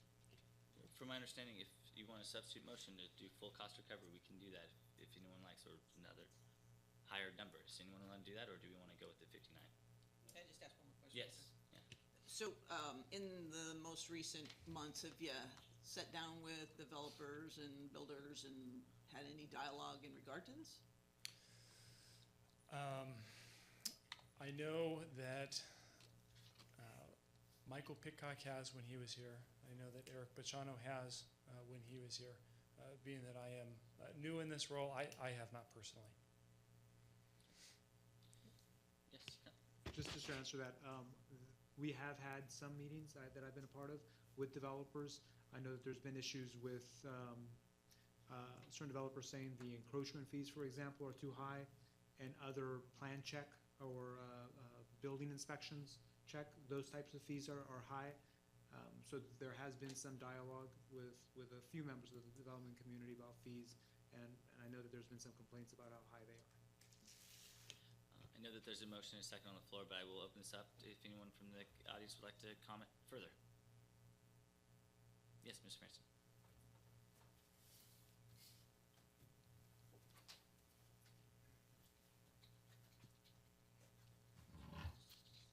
Would it be possible to, which I think you all have communicated this a little bit, but would it be possible to set in more of a set motion that you guys are approving this and that there would be gradual increases so that maybe developers would know, or, I mean, it could even encourage building. I don't know how much this would equal, but I think it should be very clear though that me personally, I would want full cost recovery at some point, but I also don't know about just going from 21 to 100, but I don't see what's the harm in just saying you're going to do this right now with gradual increases. And I think you said a set time, maybe mid-year review or something, but I don't know if that was set forth very clear to the building community that you do want to gradually increase this, or if that's what you're thinking, I'd say maybe motion that as well. Ms. Davis, maybe can you respond, and maybe with your experience, do other jurisdictions do that, or how does that look, or do they just set a date to review it again? Sorry to put you on the spot. Certainly, there's the full gamut, but those that entertain a gradual increase up to 100% might go 60, 80, 100%, like a 3-year phase in or something. But that's certainly an option. But the way that Nathan's presenting it, there's a portion of your fees that are at 100%, and there's a portion of your fees that are at 30 or 60. It depends on the category. I don't know if you want to review that again. Okay. So that may or may not be representative of what you're doing, actually. Right. Because 59 is the aggregate. That's the 59 overall. is the aggregate. We're not recommending 59 Across the board. for every fee. Yeah, right. Okay. Thank you. Yes. Correct, and to add on that real quick, a lot of the fees, 80% of the fees are already at 100% cost reduction, and those are your larger type projects, those are your larger fees. One thing to note, we talked about the sidewalks. The sidewalks are recommended 16% cost recovery. It's estimated that the sidewalk permit costs roughly, where is it? I have it right here. Costs roughly $1,288. That's the time it takes the engineering staff to process the permit. And it's not palatable to have someone have to fix their sidewalk and come in and pay $1,200 to get a permit. And so the smaller permits represent a bulk of what we do, and that's how it aggregates and lowers that down to 59%. Yeah, thank you. Mr. Trueweiler. Thanks, Nathan. Yes, I just wanted to state some general thoughts here. You've heard me say this before. Too many of us are living in an illusion. We're delusionary, and I continually hear that growth is going to bring us more income. No, growth is not going to bring us more income. Growth does not pay for itself, and that is a fact. We have too many other expenses. We have police, we have fire, we have utilities, we have all the other expenses associated with growth, and roads, you cannot keep up with it. So just recover what you can recover. What's been proposed tonight seems fine to me as a step, but if you keep in mind, it is an illusion. Growth does not pay for itself. There are too many additional expenses that go with growth. Unless you charge for every one of those expenses, you're not going to get money from it. I mean, you don't get money from the sales tax, you don't get money from the property tax. It's not going to equal out. Thank you. Thank you. Just no comments? All right, bringing it back for the second time. So we have a motion by Vice Mayor Jacob, I believe, seconded by Councilmember Dehart, right? That's correct. For the resolution as it stands. Clerk, please call the roll. Adopting an engineering division cost recovery fee structure pursuant to Title III Finance of the Turlock Municipal Code for permits, inspections, and other services, with recommendations to include the addition of new fees and the increase of existing fees, with certain fee increases set at a level lower than an amount which would result in full cost recovery for some services, and setting aside general fund monies to reimburse the Engineering Division Enterprise Fund 502 to the extent that such fees do not provide for full cost recovery for those services, as set forth in the Development Services Engineering Division User Fee Study. Councilmember Esquer? Yes. Councilmember Dehart? Yes. Councilmember Bublak? No. Councilmember Jacob? Yes. Mayor Soise? Yes, motion carries 4-1. Thank you. All right, thank you, Nathan. Thank you, NBS. All right, moving on. Request to waive reading and introduce ordinance adding Turlock Municipal Code Title 4, Chapter 3, Article 4, Sections 11 and 12 regarding the prohibition of and penalties for the use of dangerous fireworks. Fire Marshal Gomez.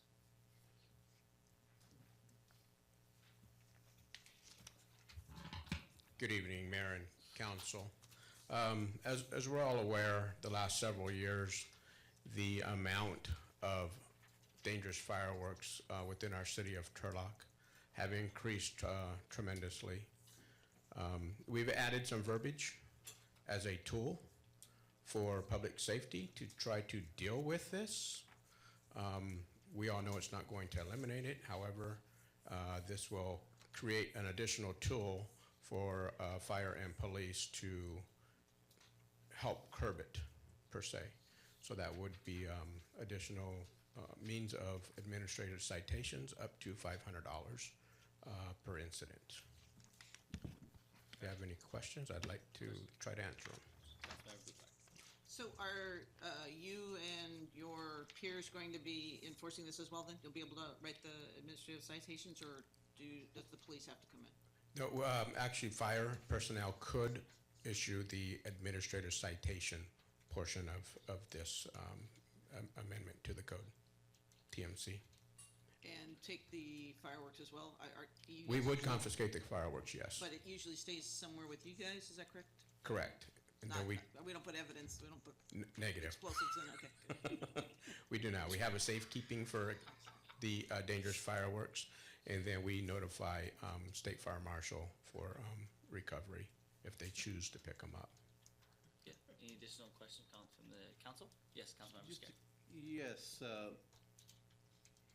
I heard that the location where all these illegal fireworks are kept is almost to capacity for the state. I guess we have, what, 2 locations in the state where they're actually all stored?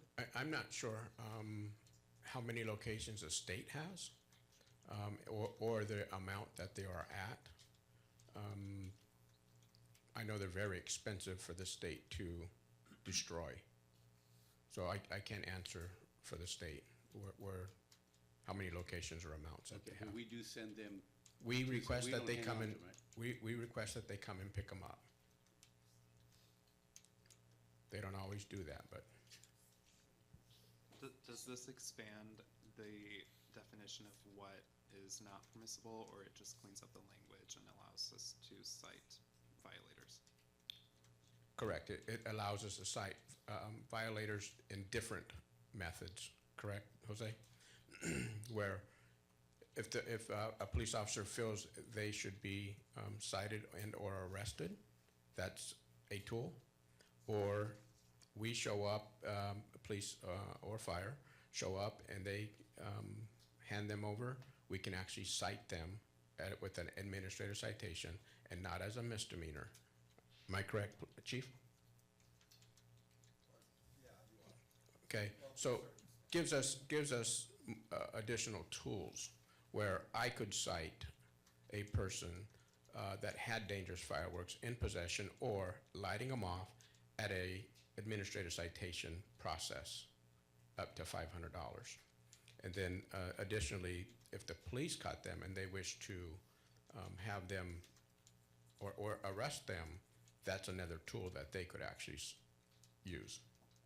So what we define as a dangerous firework is not changing. We're not adding anything to our list of banned.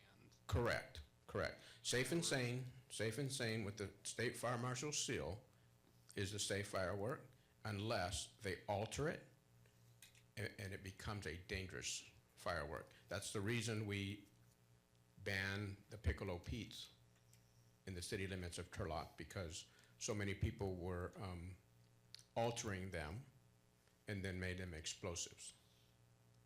So a dangerous or illegal firework still remains the same, and safe and sane still remains the same unless they alter it. Does that answer your question? So an unaltered Piccolo Pete would not violate this?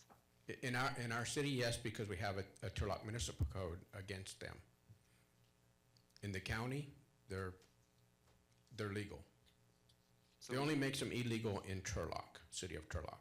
So we could potentially fine somebody $500 for using an unaltered Piccolo Pete? We could, but we would use discretion. Yes, Councilmember Bublak.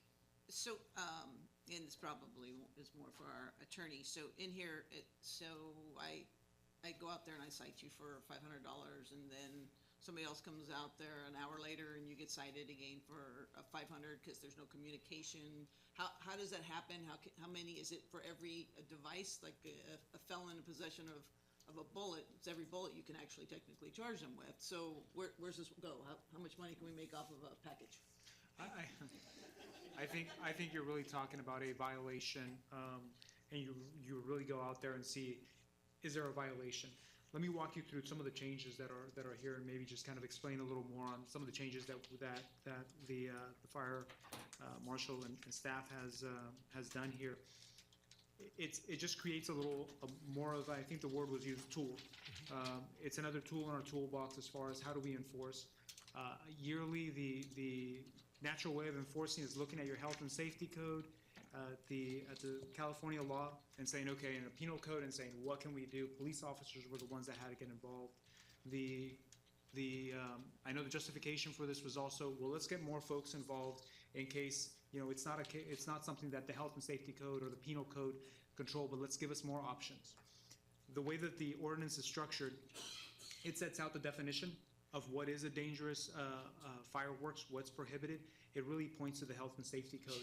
The health and safety code controls what the definition of these dangerous fireworks are with the additions that got mentioned here as far as the altered fireworks.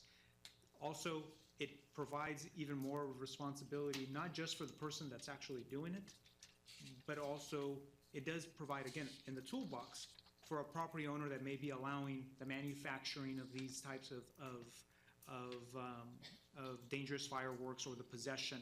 So if you see in the ordinance, it not only does it have a violation for the person actually doing it, but it also extends the definition of responsible party to potential property owners.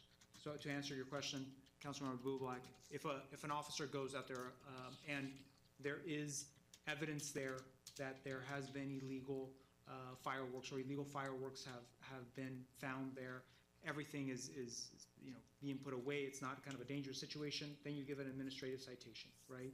That's the option there, instead of, okay, did we see somebody do it? Is it enough for a misdemeanor? Is a police officer going to have there? Did they do it in the side and in front of the police officer? This just provides a little more option regarding how many administrative citations can we give.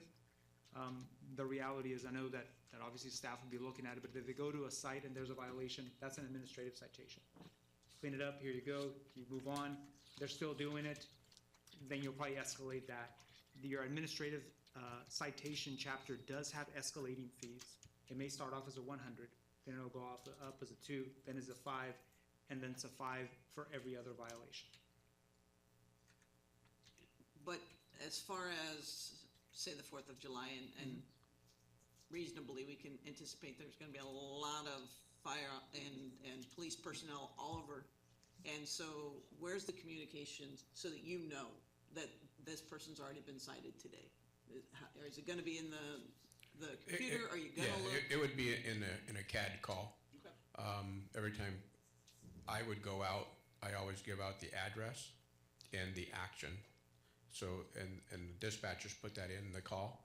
So it would flag the history of the call in that, fire marshal was out at that location or another police officer was out at that location.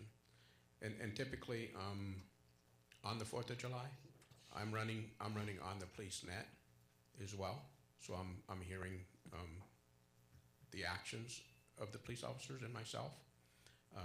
But as we know, the several days before and after, it's the Wild West out there, basically. Thanks, Fire Marshal. Additional comments? Yes, Councilmember Scare. Another question, how does that affect the county pockets that are in town? That's a good question. Is that considered sphere of influence, or how does that actually work? I would have to refer to the police chief to help me answer that one. I know we have mutual aids and things like that, but. As the fire marshal has alluded to, and the interim city attorney, this is another tool for us in order to address some of the issues that have been happening around the city in regards to illegal fireworks. And we're not the only city. But when you talk about county, Turlock Municipal Code is for the city of Turlock, the incorporated areas. It does not apply to the county areas. And it's very difficult to identify where these instances are occurring. As the fire marshal said, we get the reports or we hear the boom. A misdemeanor charge under the Health and Safety Code requires that it's observed or in the presence of law enforcement, or you have a viable witness who's willing to place that person under their private person's arrest. So this just gives us an opportunity, a lower level threshold that we turn the corner, we hear a bang, neighbor says, yeah, it was right over there. We look over there, the lawn's got smoke coming off of it. He's got a lighter in his hand, good enough. There's the cite, and they get the citation. If they have multiples that we find within their presence, the Health and Safety Code covers that also. Gunpowder is measured on granulars, and so many grains of gunpowder raise the threshold from misdemeanor to felony. If it's a felony, they're going to jail. So hopefully I answered your question, but the hopes is the fire marshal and the team did an excellent job in putting this together. Gives us more tools, and it's not only the police officers can do it, it's enforcement officers. So we'll be training not only the law enforcement, but our CSOs can do it, just as our animal services go out and issue their citations. Multiple eyes can do it, multiple staff can do it. But 4th of July is going to be very busy for both of us. So hopefully I answered your question. Thank you. Additional comments or questions from the council or the audience? How about the audience? Yes. You can come on up, Ms. Shaver. They said it, not me. All the people watching want to hear. There's like 80 on YouTube, it shows. How am I going to ask this? All the fireworks stands that sell fireworks for, what is it, 2 weeks up to the 4th of July? From June 28th at noon until July 6th at noon. So it's about a week. Okay. I wondered what it would be like if we didn't have fireworks stands in Turlock. I mean, it's been a drought year for how many years now? What if we didn't have them at all? I would think kids would be safer because families are setting off fireworks in their streets. They're having home parties. Kids get their hands burned. Things get in their eyes. My guess is that the hospitals have more emergencies around the week of 4th of July. The fire department's bound to be busy, so I wish we could just ban the fireworks stands, get rid of fireworks entirely, and just enjoy the Stand State fireworks show every year. That's my personal thing. My neighbor's house burned down 3 years ago from an illegal firework. It landed on her roof, and it took her 2 years to get back into her house. I don't like fireworks, so that's just my thought. I'd love to get rid of the fireworks stands. Ms. Trueweiler. If I could just comment real quick on that. eliminating fireworks stands, the safe and sane fireworks, I think would increase the amount of dangerous fireworks within our community.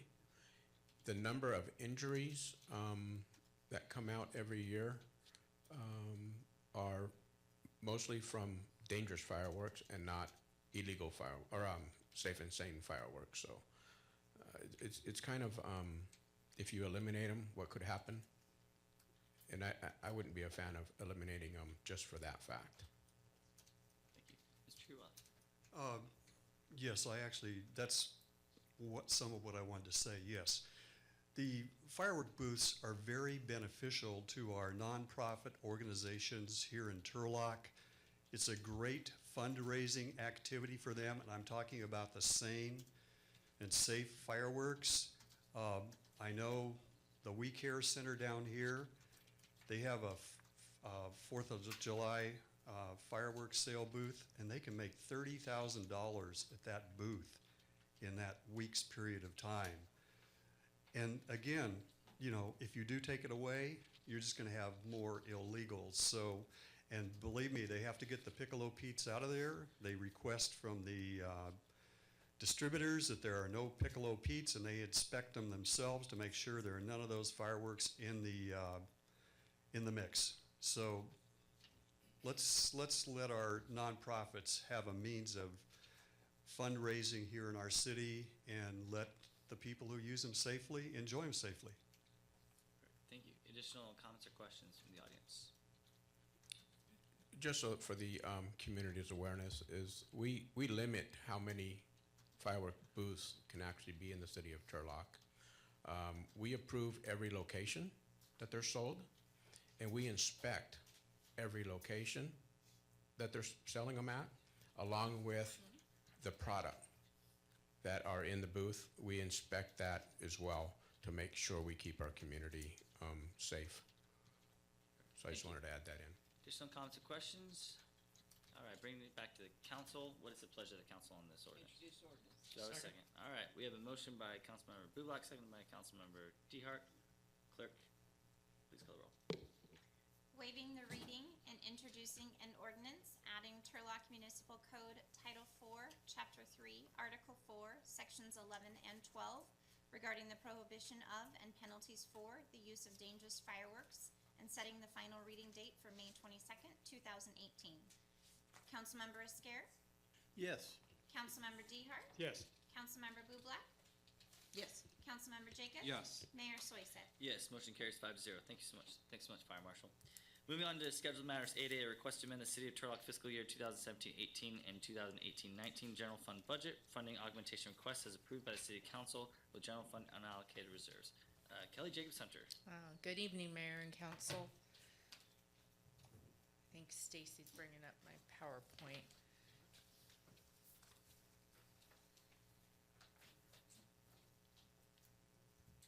Thank you, Stacy.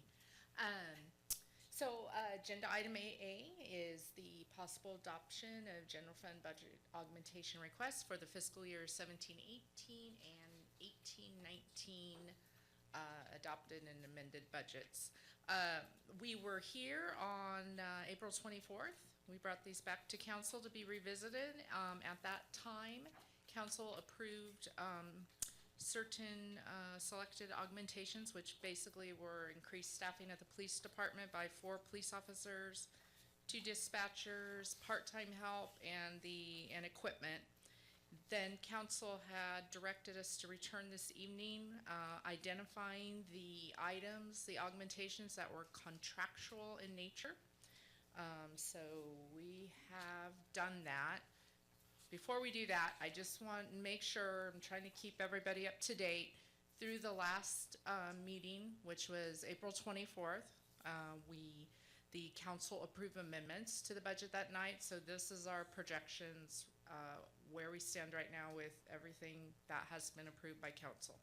So you can see what we're projecting for 17-18 and 18-19. So it reflects all amendments approved up through April 24th. Does anyone have any questions about? Whoops.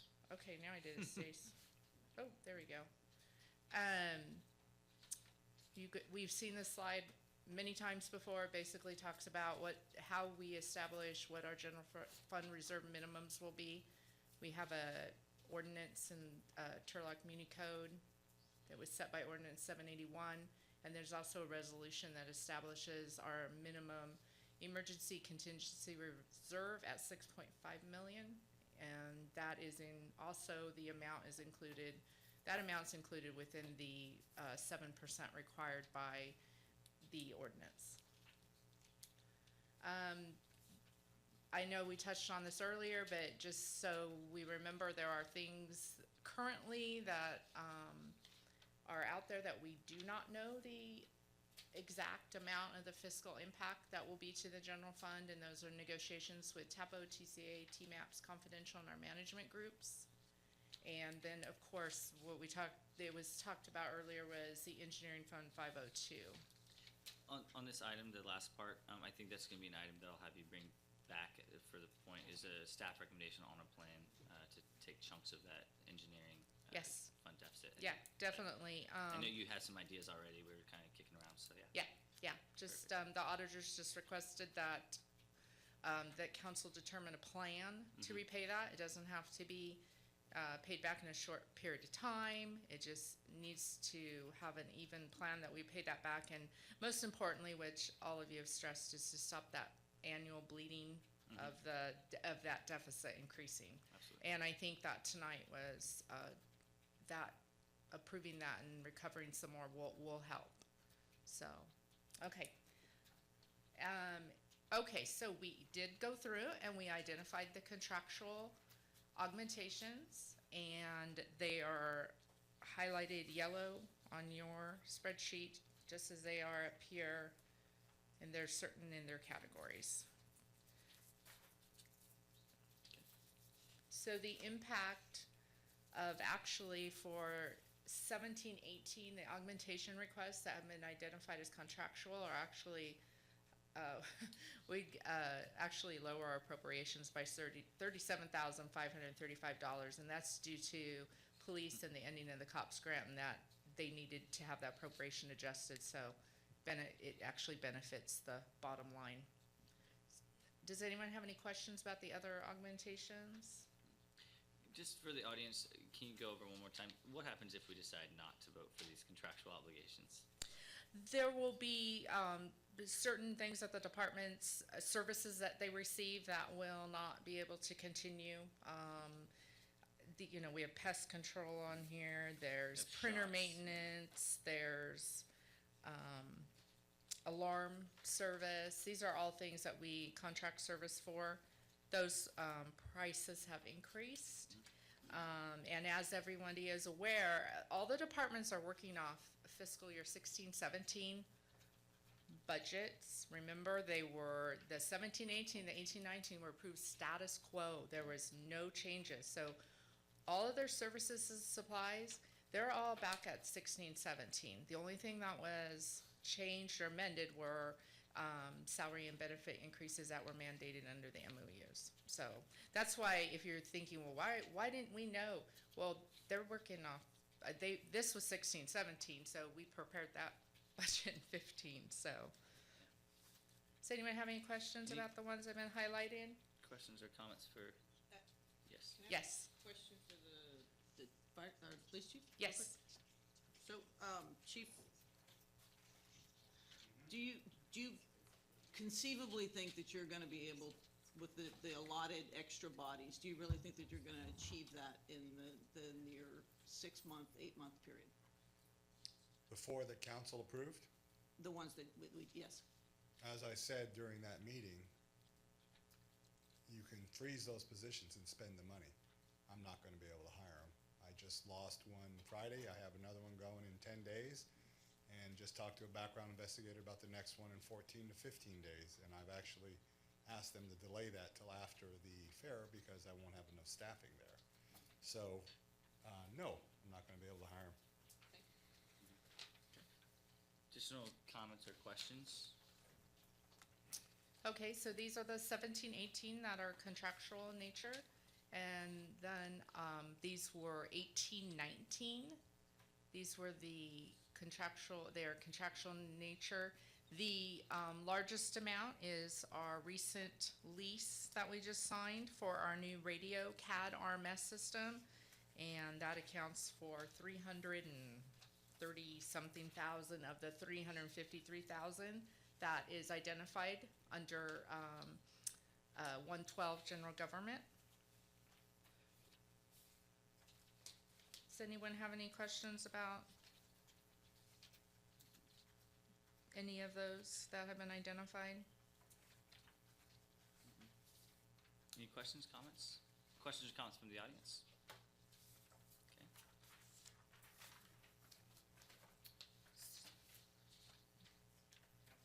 Oh, I'm sorry. I thought Captain Williams had a comment. This bar graph reflects if the council decides to adopt all the contractual amendments that have been identified. These would be our projections after they were adopted, so you can see that the change. And basically, the largest one, as I stated, was for the radio CAD RMS lease that goes, our first payment is due in fiscal year 18-19. Does anyone have any questions about? Questions, comments? There were a couple items that the departments had that were considered, we consider them housekeeping in nature. They're just things that needed to be done. They're not contractual in nature, but the departments are hoping that the council may consider those. And there were 17,700 identified in fiscal year 17-18 and 27,700 identified in 18-19. Those are highlighted in blue on your spreadsheets. If you wouldn't mind taking a look at those, and if you have any questions, we can ask the departments. Absolutely. So for the audience, it looks like it's park maintenance, some supplies, some general, right? Increased need to replace playground equipment, parts due to worn or vandalized components, correct? And then for those out there, it's part-time help for attendance and concessions. So staff are paid out of this account, and we'll work at 3 pools. This also covers a staff person who counts the concession attendance money multiple times per week, as well as purchasing necessary concession supplies. Revenue generated through concessions will cover the increased staffing.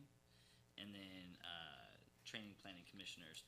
This enables the planning commissioners to attend the annual Planning Commissioners Conference, providing them with a great training opportunity as all commissioners are new in their roles. And those were the 3. Those are, sorry, thank you. Okay. Yeah, identified. So it would affect 17-18, an additional 17,700, and 18-19, 27,700. And I did a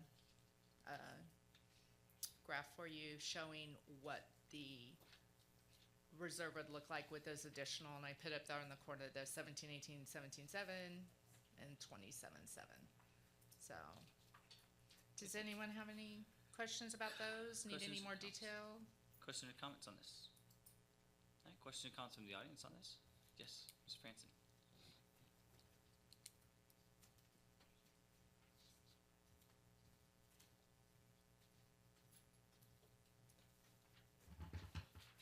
So for the general fund reserve,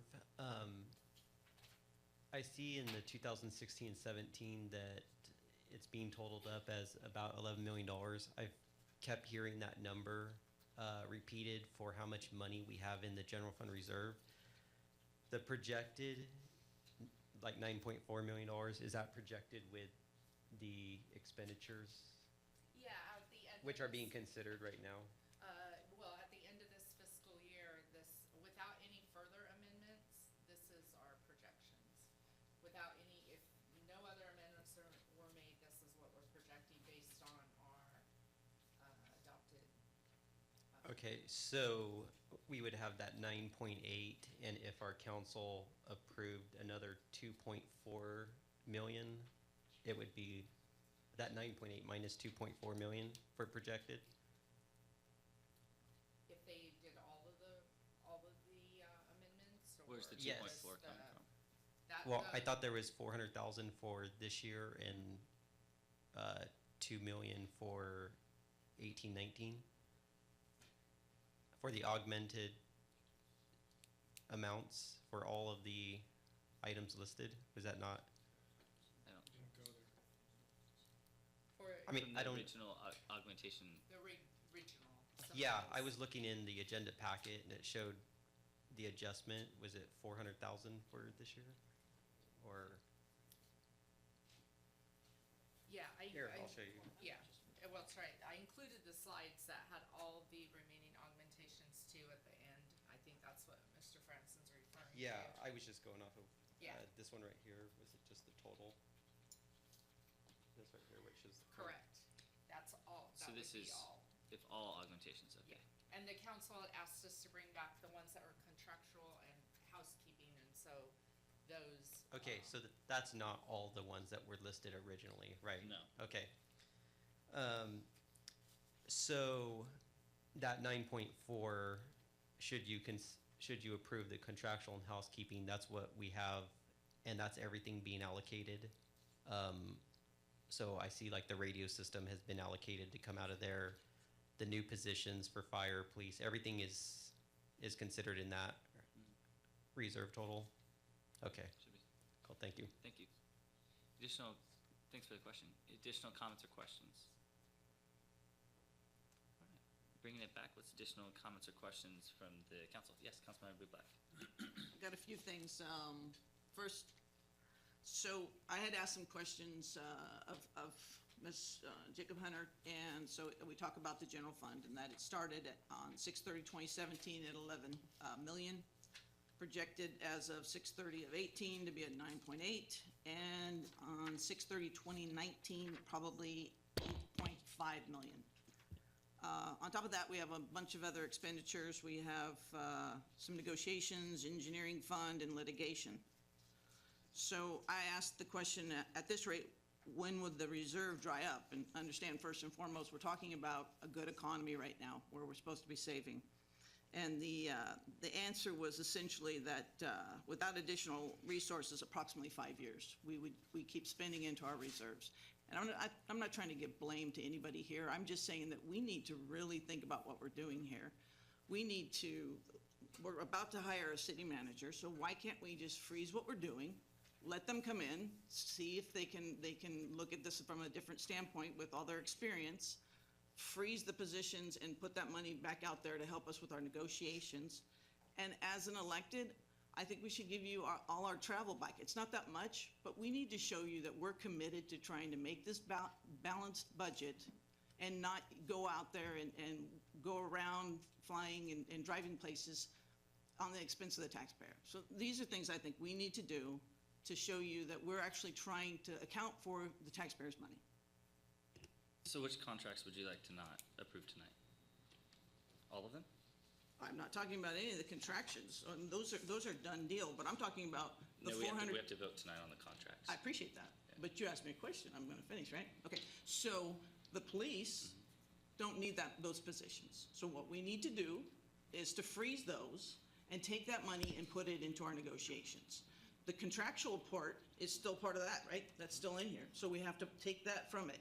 As well, we don't need our travel, we don't need to have that money. We can put it back in when times are good, but right now, times aren't good. We can say it is, but we're going deficit spending, so we need to look at this differently. So, believe if we don't fill those positions, which we've allocated, because we're gonna attempt to, we can still use the reserves and that money for negotiations and for other needs, correct? What happens to it if they aren't filled? Can you explain? If the positions that Mhm. council allocated aren't filled. Correct. Then the money doesn't. Doesn't disappear, it stays. Correct, yeah, no, it's just a budget, but if, I would ask that if you are at this time determining that, we wouldn't fill them, is that basically to unallocate them. It's never a good idea to have positions on your books that aren't funded, cause that's when confusion happens and departments say, well, wait a minute, I have that position listed right here, and you say, well, but it's not funded. So, I mean, that's just my desire. I've seen that happen, not here, but in other organizations where departments would basically unfund the positions, but they were still allocated, and then turn around and we then want to fill them, and that causes a little bit of an issue.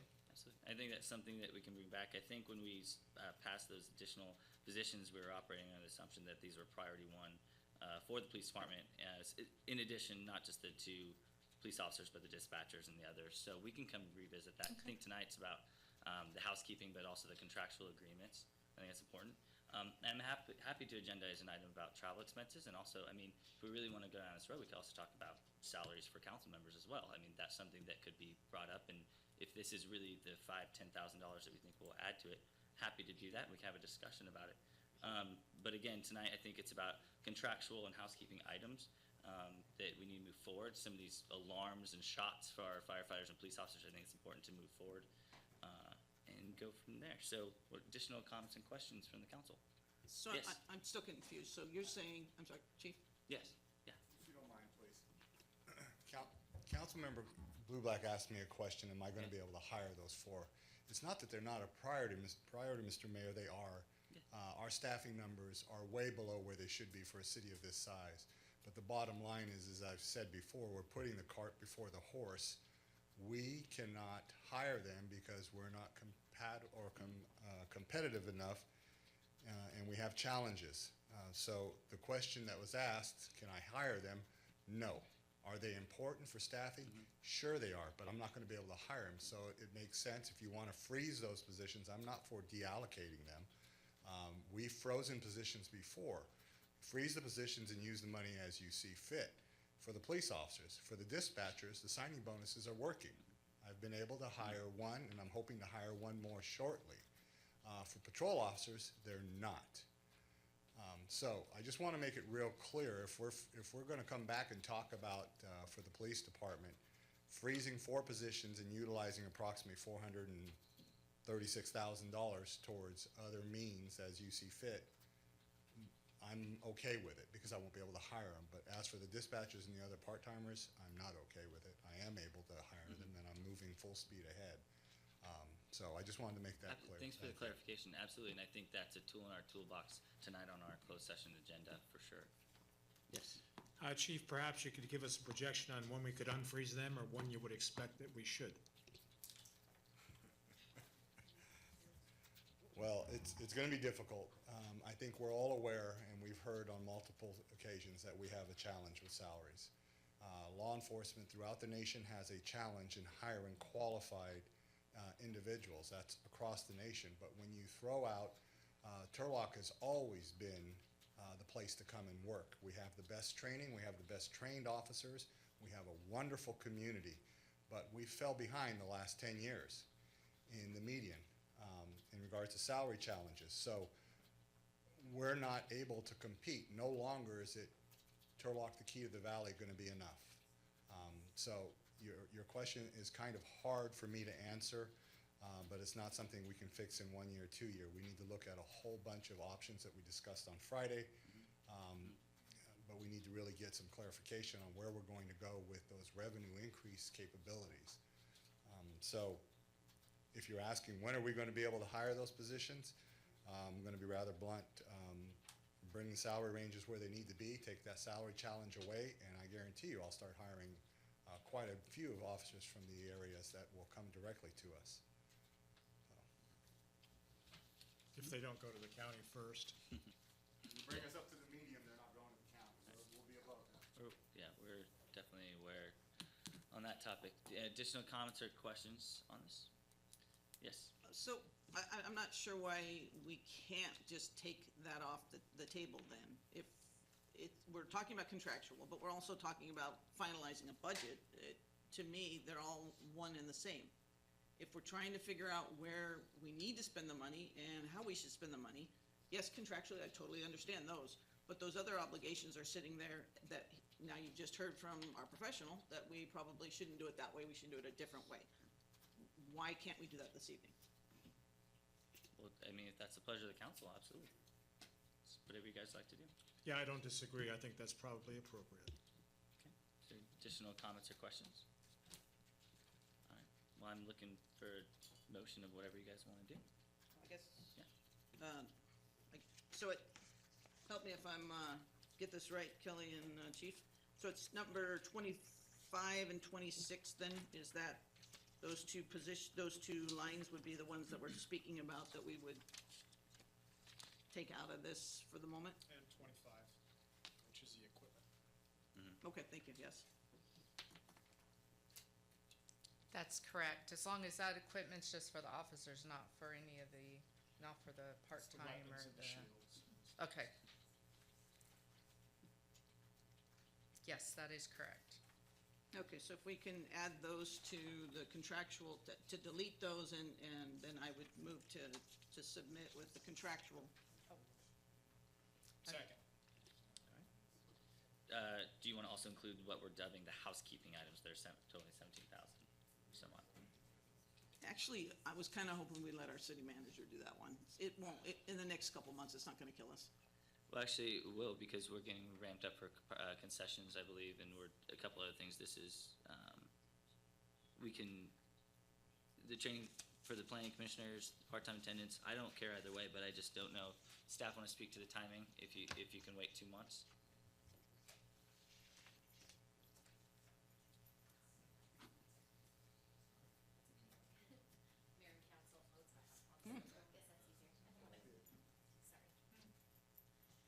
Mayor and Council, I'll just draw your attention to the notes that are in that column. That is revenue neutral. We expect revenue that comes in through the aquatics program to offset that.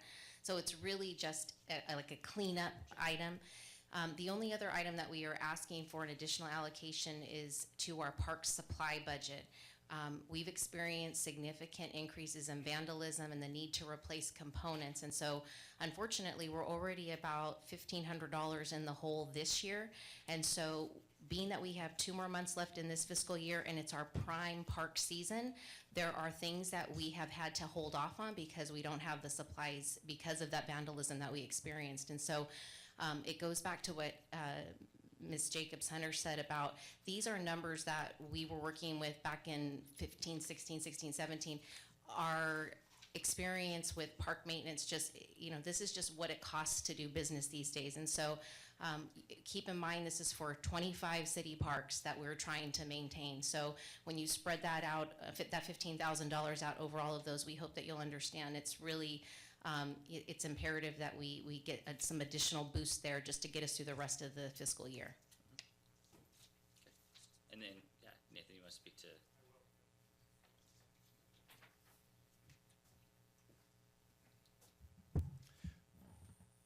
So we are looking at the additional request for funding for the planning commissioners. Essentially, we have a very new planning commission. Staff strongly feels that they do need this training to make sure we're making quality land use entitlement decisions. So if we need to reduce that amount, that's whatever the will of the council is. It's not an imperative.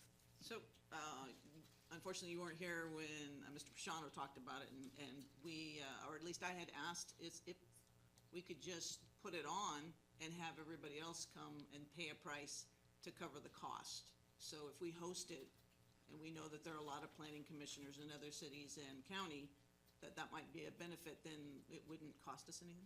It's something that we can look into. I'm not that familiar with the planning commission training. I believe a lot of it goes through the League of California Cities, and whether they're able to host at different agencies, I'm not sure, but that's something that staff can look into. So what was the pleasure of the council on these items?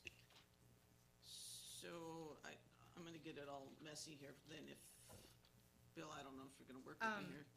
Sorry. Sure. Councilmember Bublak.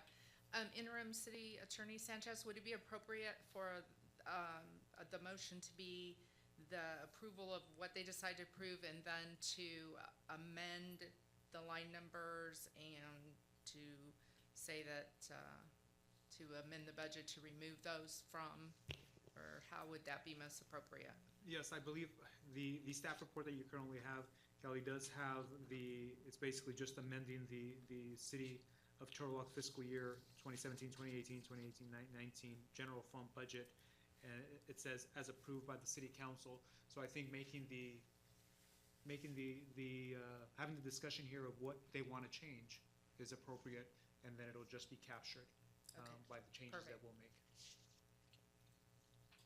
Yes, Councilmember Jacob.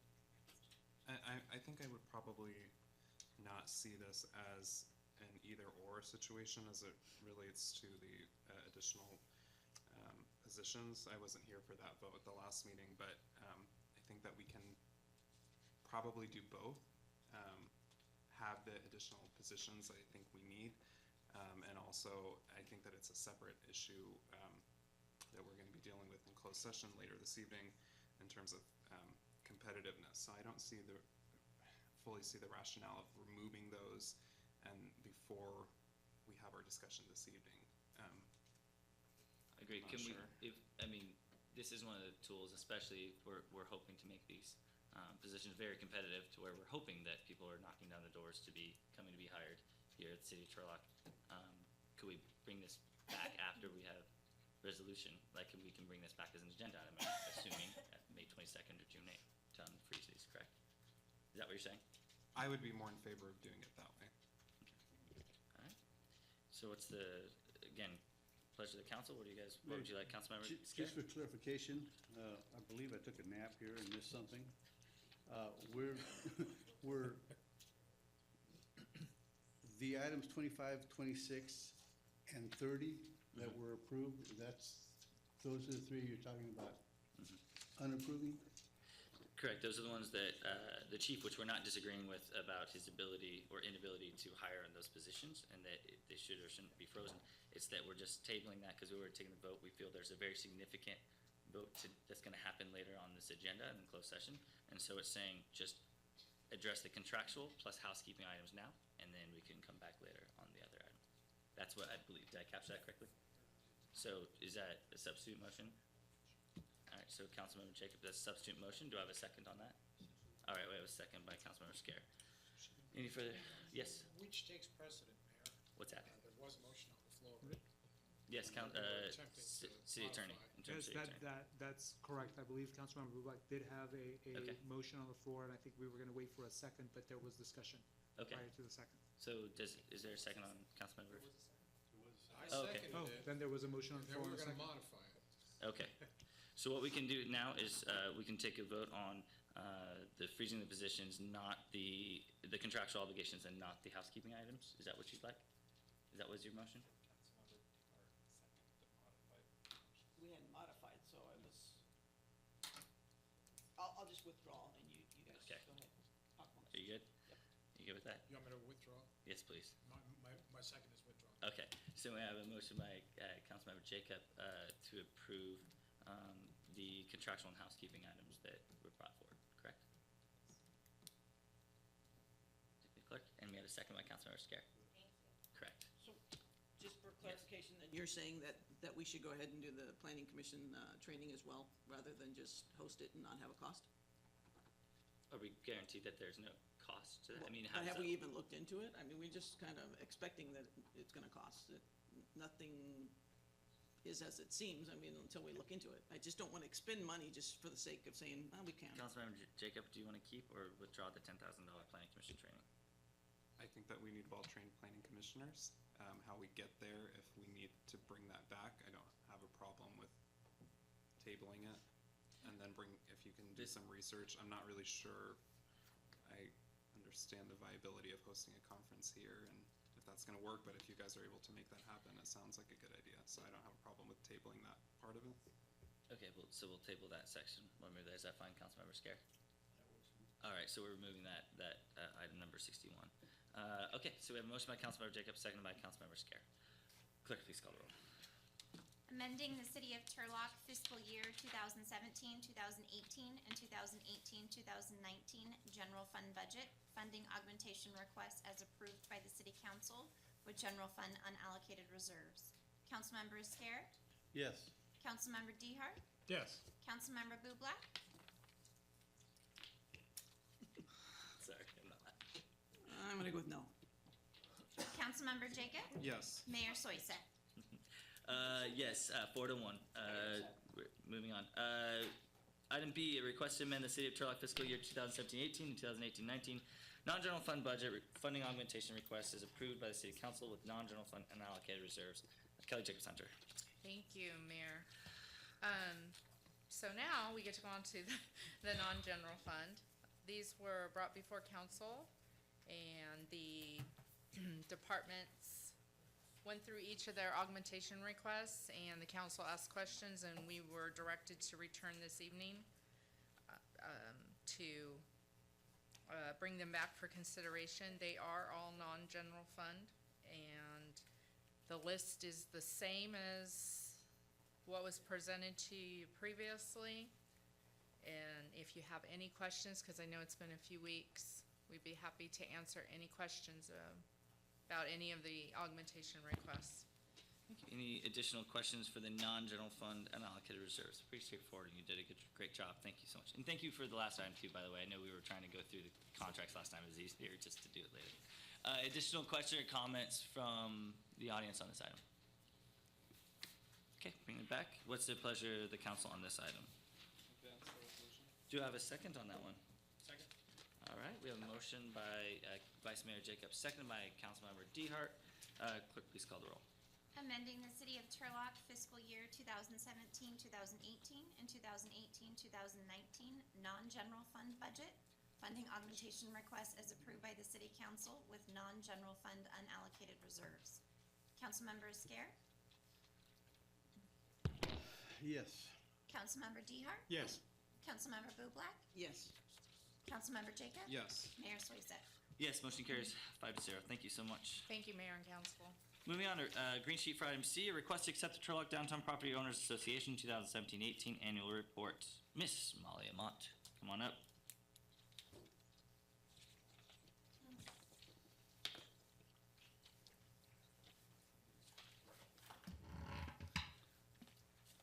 Good evening, Council. So I'm just here, my name is Molly Mott, I'm the Executive Director of the TDPOA, the Turlock Downtown Property Owners Association. I'm just here to present the annual report. I'll just speak to some highlights on the year. We currently have 9 board members. So the association manages the affairs of the Property and Business Improvement District, which covers the downtown core of Turlock. The association is governed by a board of directors numbering between 7 and 9 members. We currently have 9. We just had our annual vote, and we will be bringing in 3 new members next month. We employ a director to conduct day-to-day business, and we also contract outside vendors to conduct maintenance as well as special projects. We use an outside accounting firm to conduct financial transactions, prepare reports, and control the finances of the association. TDPOA had a very productive 2017, with both the 4th of July and Festival of Lights growing to our biggest turnouts thus far. TDPOA also partnered with the downtown merchants to put on the annual Shop the Blocks event, which brought over 5,000 people downtown on a Sunday in November. Warriors Downtown and the Halloween trick-or-treat event were both also very successful, and the board of directors voted in June of 2017 to hire Molly, which is myself, as a full-time director with a salary of $40,000 a year. We do not anticipate any changes to the boundaries of the property and improvement districts this year. We continue partnerships with the Turlock Garden Club, our landscaping company, Stewart Landscaping. We have had a lot of sidewalk repairs issues that we've been having to take care of. That's the only thing that I'd note on that end of it, due to some things that weren't done well when the PBID was done. We're having to pay for that maintenance now, which is a lot. Let's see. We partner with Kiwanis and Paul's Glass for the 4th of July. We currently partner with the city and the chamber for the music that you hear playing along Main Street downtown. And then the last thing is financially, the TDPOA is very sound.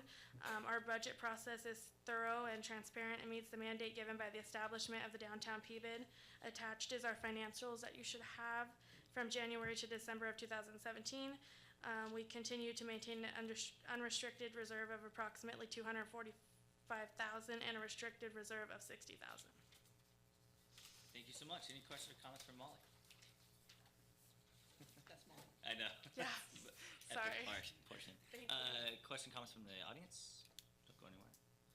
All right, bring it back. What's the pleasure, or additional comments, questions? What's the pleasure of council? All right. We have a motion by Councilmember Bublak, second by Councilmember Dehart. Clerk, please call the roll. Accepting the Turlock Downtown Property Owners Association 2017-2018 Annual Report to be filed with the City Clerk in accordance with California Streets and Highways Code Section 36650. Councilmember Esquer, Yes. Councilmember Dehart, Yes. Councilmember Bublak, Yes. Mayor Soisek. Yes, motion carries 4-0. Thank you so much, Molly. Moving on to item D, request to appropriate $20,000 for changing the streetlight lamps on Lander Avenue between West Main Street and East Glenwood Avenue and on Monte Vista Avenue in the area of Stanislaus State between North Walnut and Gear Roads to complete the necessary funding required for this project. Mr. Bray. Long title, yes. Thank you. Good evening again, Mayor, council members. Before you tonight is an item to address multiple complaints, concerns that we've received. It's regarding the existing lighting along the Lander corridor from West Main to East Glenwood Avenue, as well as Monte Vista in front of CSUS from Walnut to Gear. There are existing street lights in that area.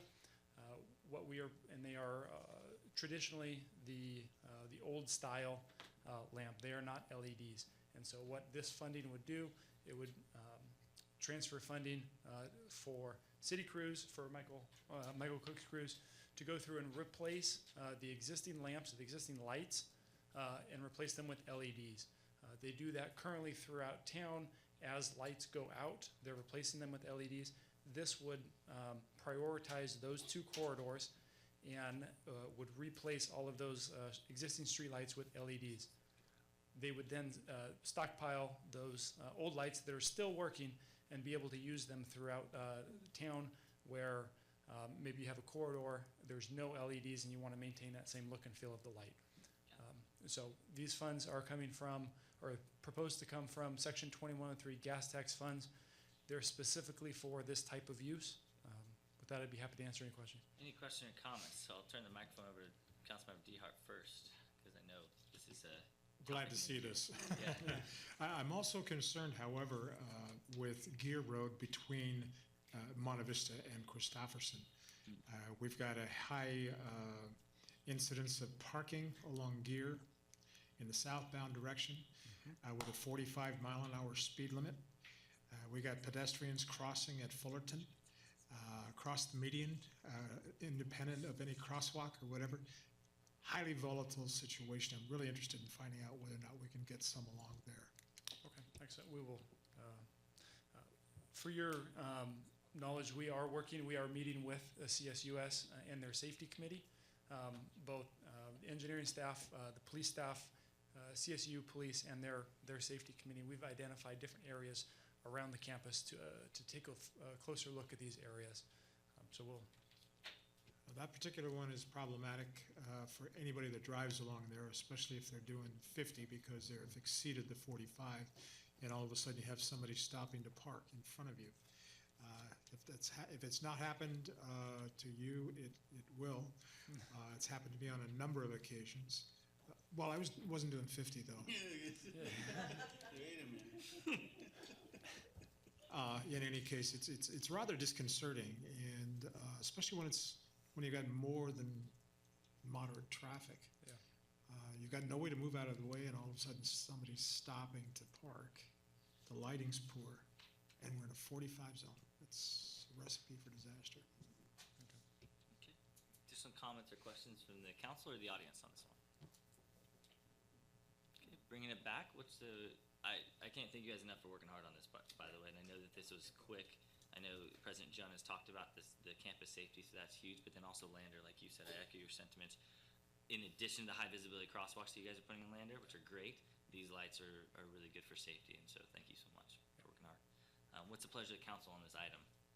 I'll advance to you. All right, sounds good. We have a motion by Councilmember Scare, motion by Councilmember Dehart, seconded by Councilmember Scare. Clerk, please call the roll. Appropriating $20,000 to account number 217-5051144000137, supplies streetlight repairs from Fund 217, Parks, Recreation, and Public Facilities Department Street Maintenance, Section 2103 Gas Tax, unallocated reserves, for changing the streetlight lamps on Lander Avenue between West Main Street and East Glenwood Avenue, and on Monte Vista Avenue in the area of Stanislaus State between North Walnut and Gear Roads to complete the necessary funding required for this project. Councilmember Esquer, Yes. Councilmember Dehart, Yes. Councilmember Bublak, Yes. Councilmember Jacob, Yes. Mayor Soise. Yes, motion carries 5-0. Thank you so much for working hard on that.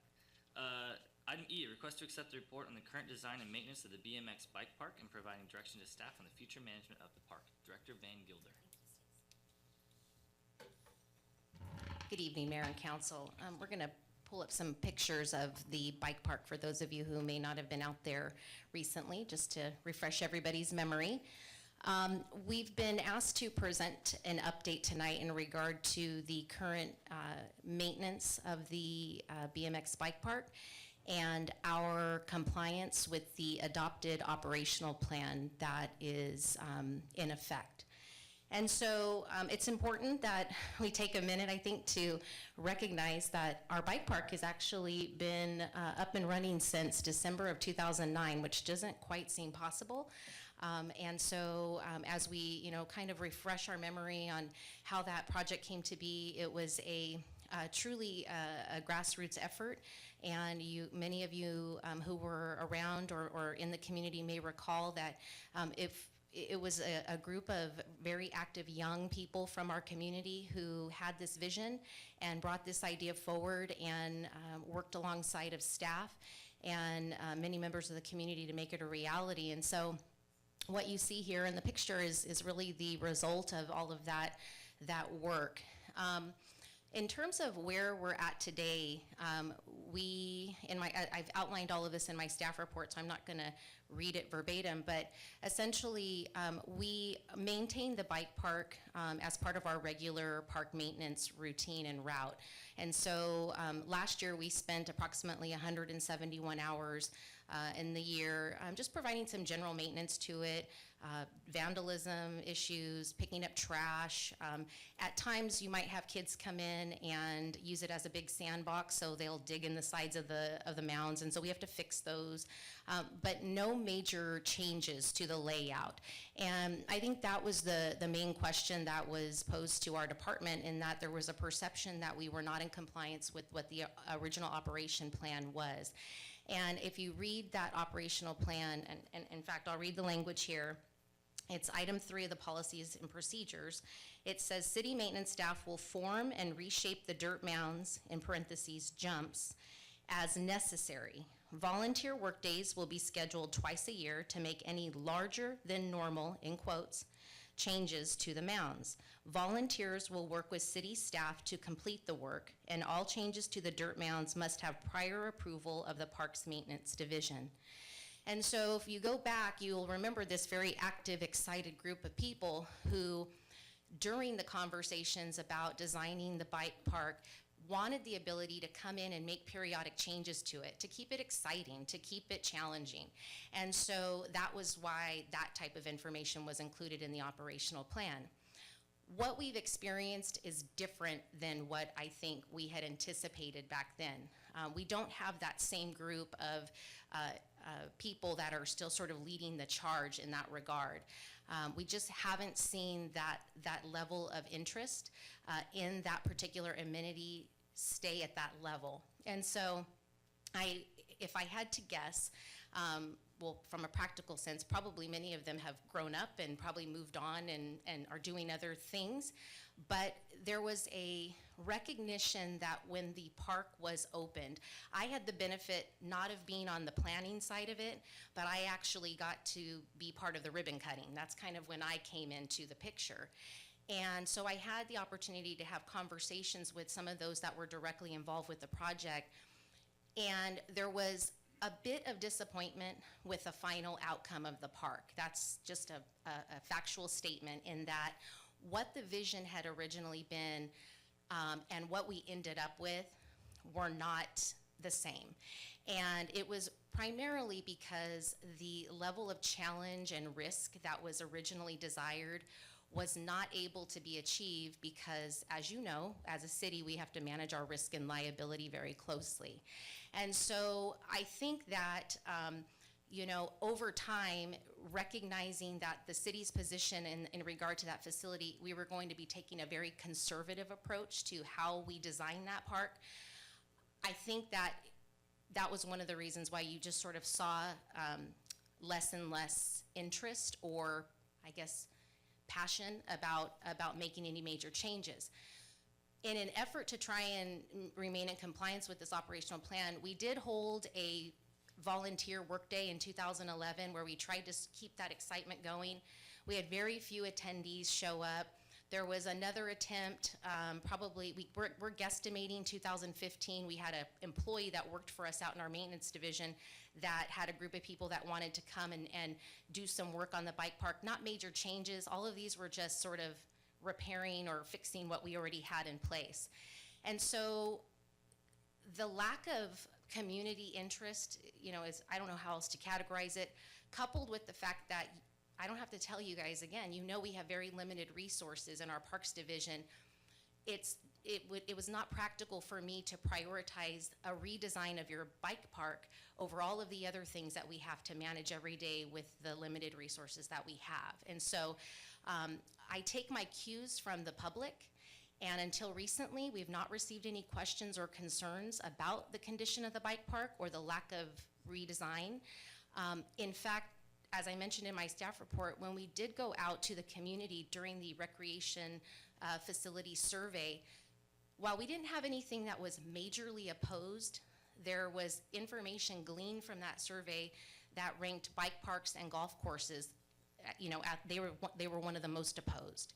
So, as your director, I kind of take my cues from the community, I take my cues from you, obviously, and also with the information that we're getting from some of these policy documents that you're adopting, and we use that to help us prioritize. So if we've missed the mark, I apologize. If there's a desire for staff to look at the bike park and come up with a strategy to redesign it, we will absolutely be happy to do that. We are just doing the best we can with the resources that we've been given, and with that, I'd be happy to answer any questions. I am pleased to let you know that we reached out to the police department just to sort of get a sense of, do we have a lot of problems there?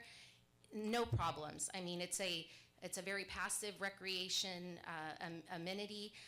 We believe it gets moderate use. I think one of the other challenges is we have an awesome skate park now that many youth are using, and so I just think that we kind of see these amenities sort of ebb and flow, if you will. It was really popular 10 years ago, and we're just kind of now, it seems to be the focus is on the skate park. And so again, nothing in terms of intentionally, ignoring the bike park. We do the best we can with the information that we have and the resources that you give us, and we prioritize based on hazards and removing trash and trying to keep your parks mowed on a regular basis. If this is something where you want to redirect our focus, we're happy to do that. We're looking for some direction today. Perfect. Thank you so much, Director Mangula. Any questions or comments from the council on this item so far? All right, any questions or comments from the audience on this item? Yes, Mr. Franson. And then Ms. Shaver. Or you were taking your sweatshirt off, sorry.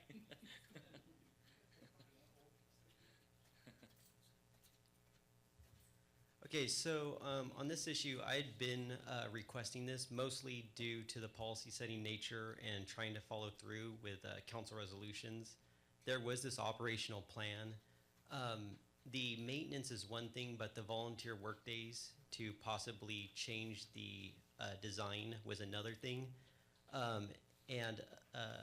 It was actually former Councilman Ted Howes who really pushed for the operational plan, as he was also one of the pushers for the operational plan for the Carnegie Art Center.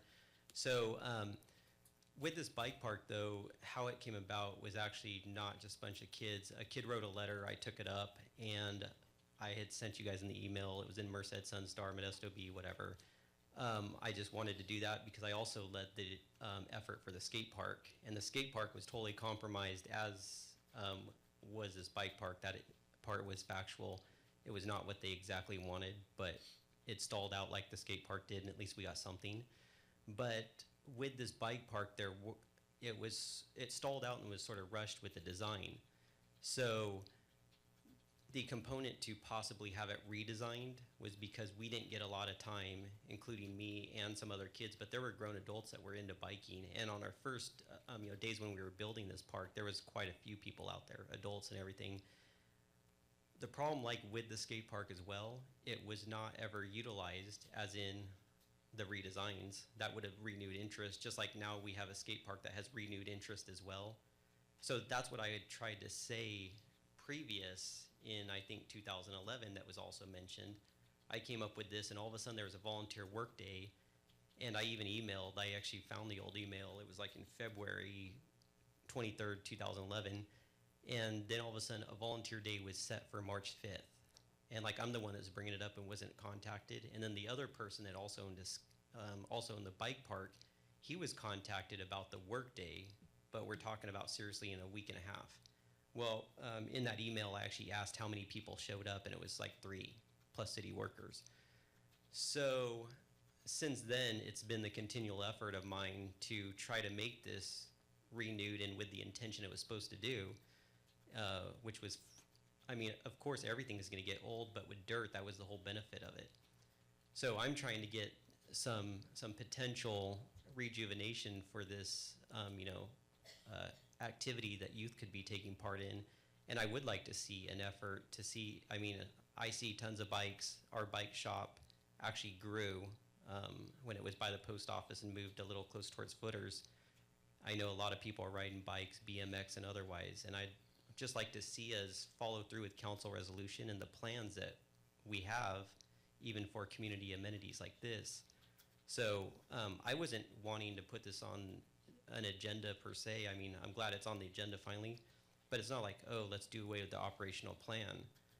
I was wanting to see if there was actually input from the community that we could get again to make what we built and according to the plan to rejuvenate this amenity and to update it. But also, I mean, I think it's important too for liability's sake. That's always been brought up.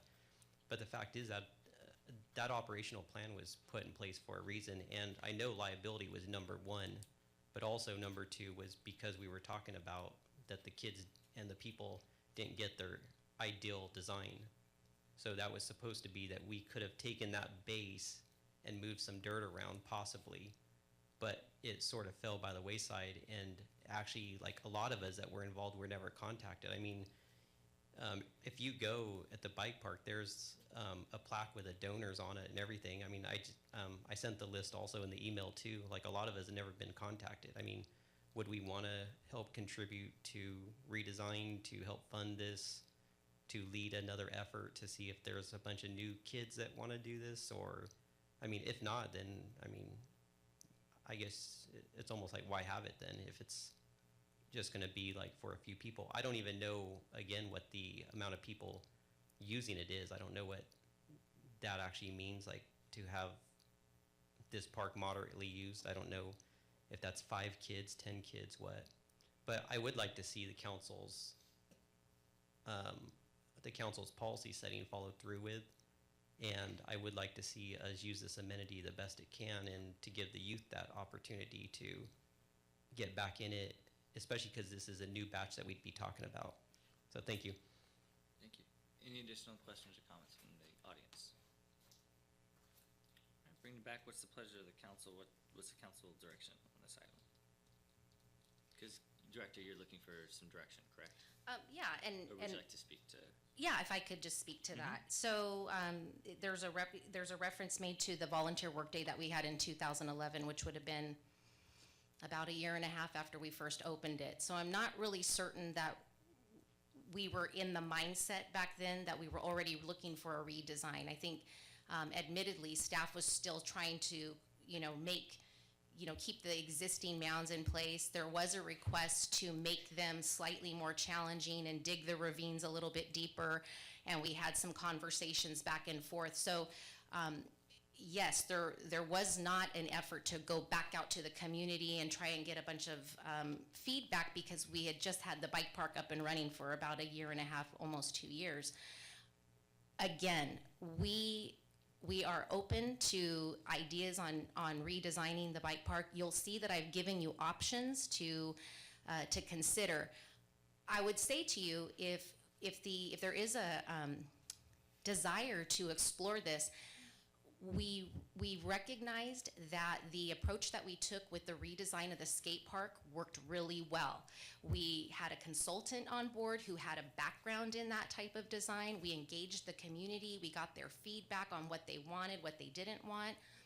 I would highly encourage council to look at it through that same approach, simply because we don't want to repeat some of the challenges that we had originally. And I think what happened there is, like I said, there was a misalignment between what the community had hoped to see and what the city was going to be able to do from a risk liability standpoint. So having sort of a non-biased representative who has the expertise, the architectural background to come in and help with it, that would be my recommendation.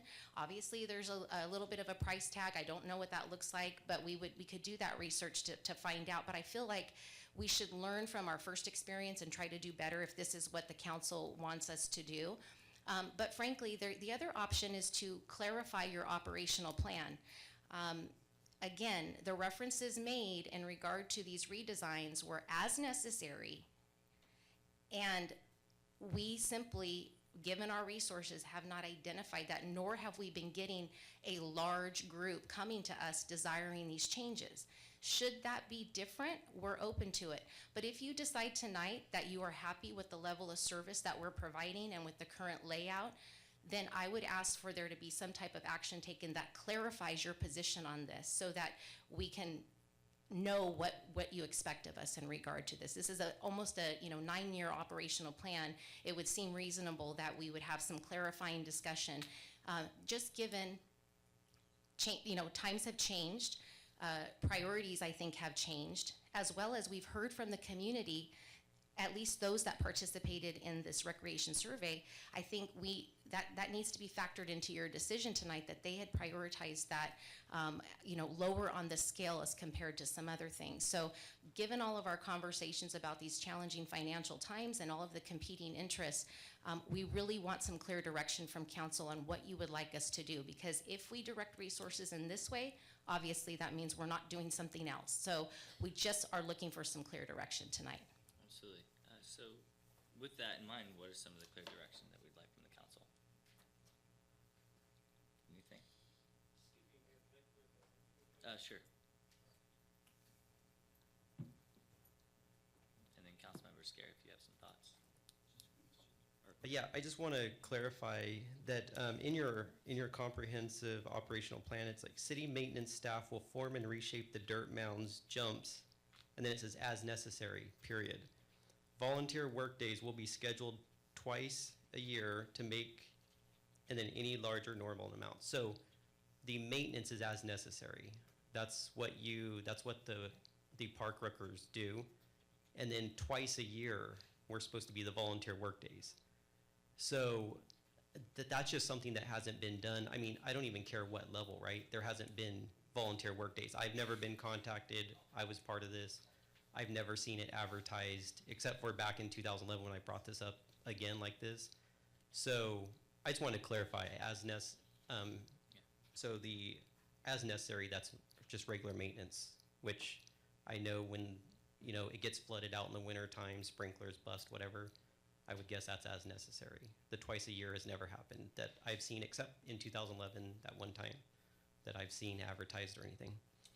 Just for clarification, Mr. Franson, would it be your assertion that the city be responsible for organizing and conducting the volunteer work days?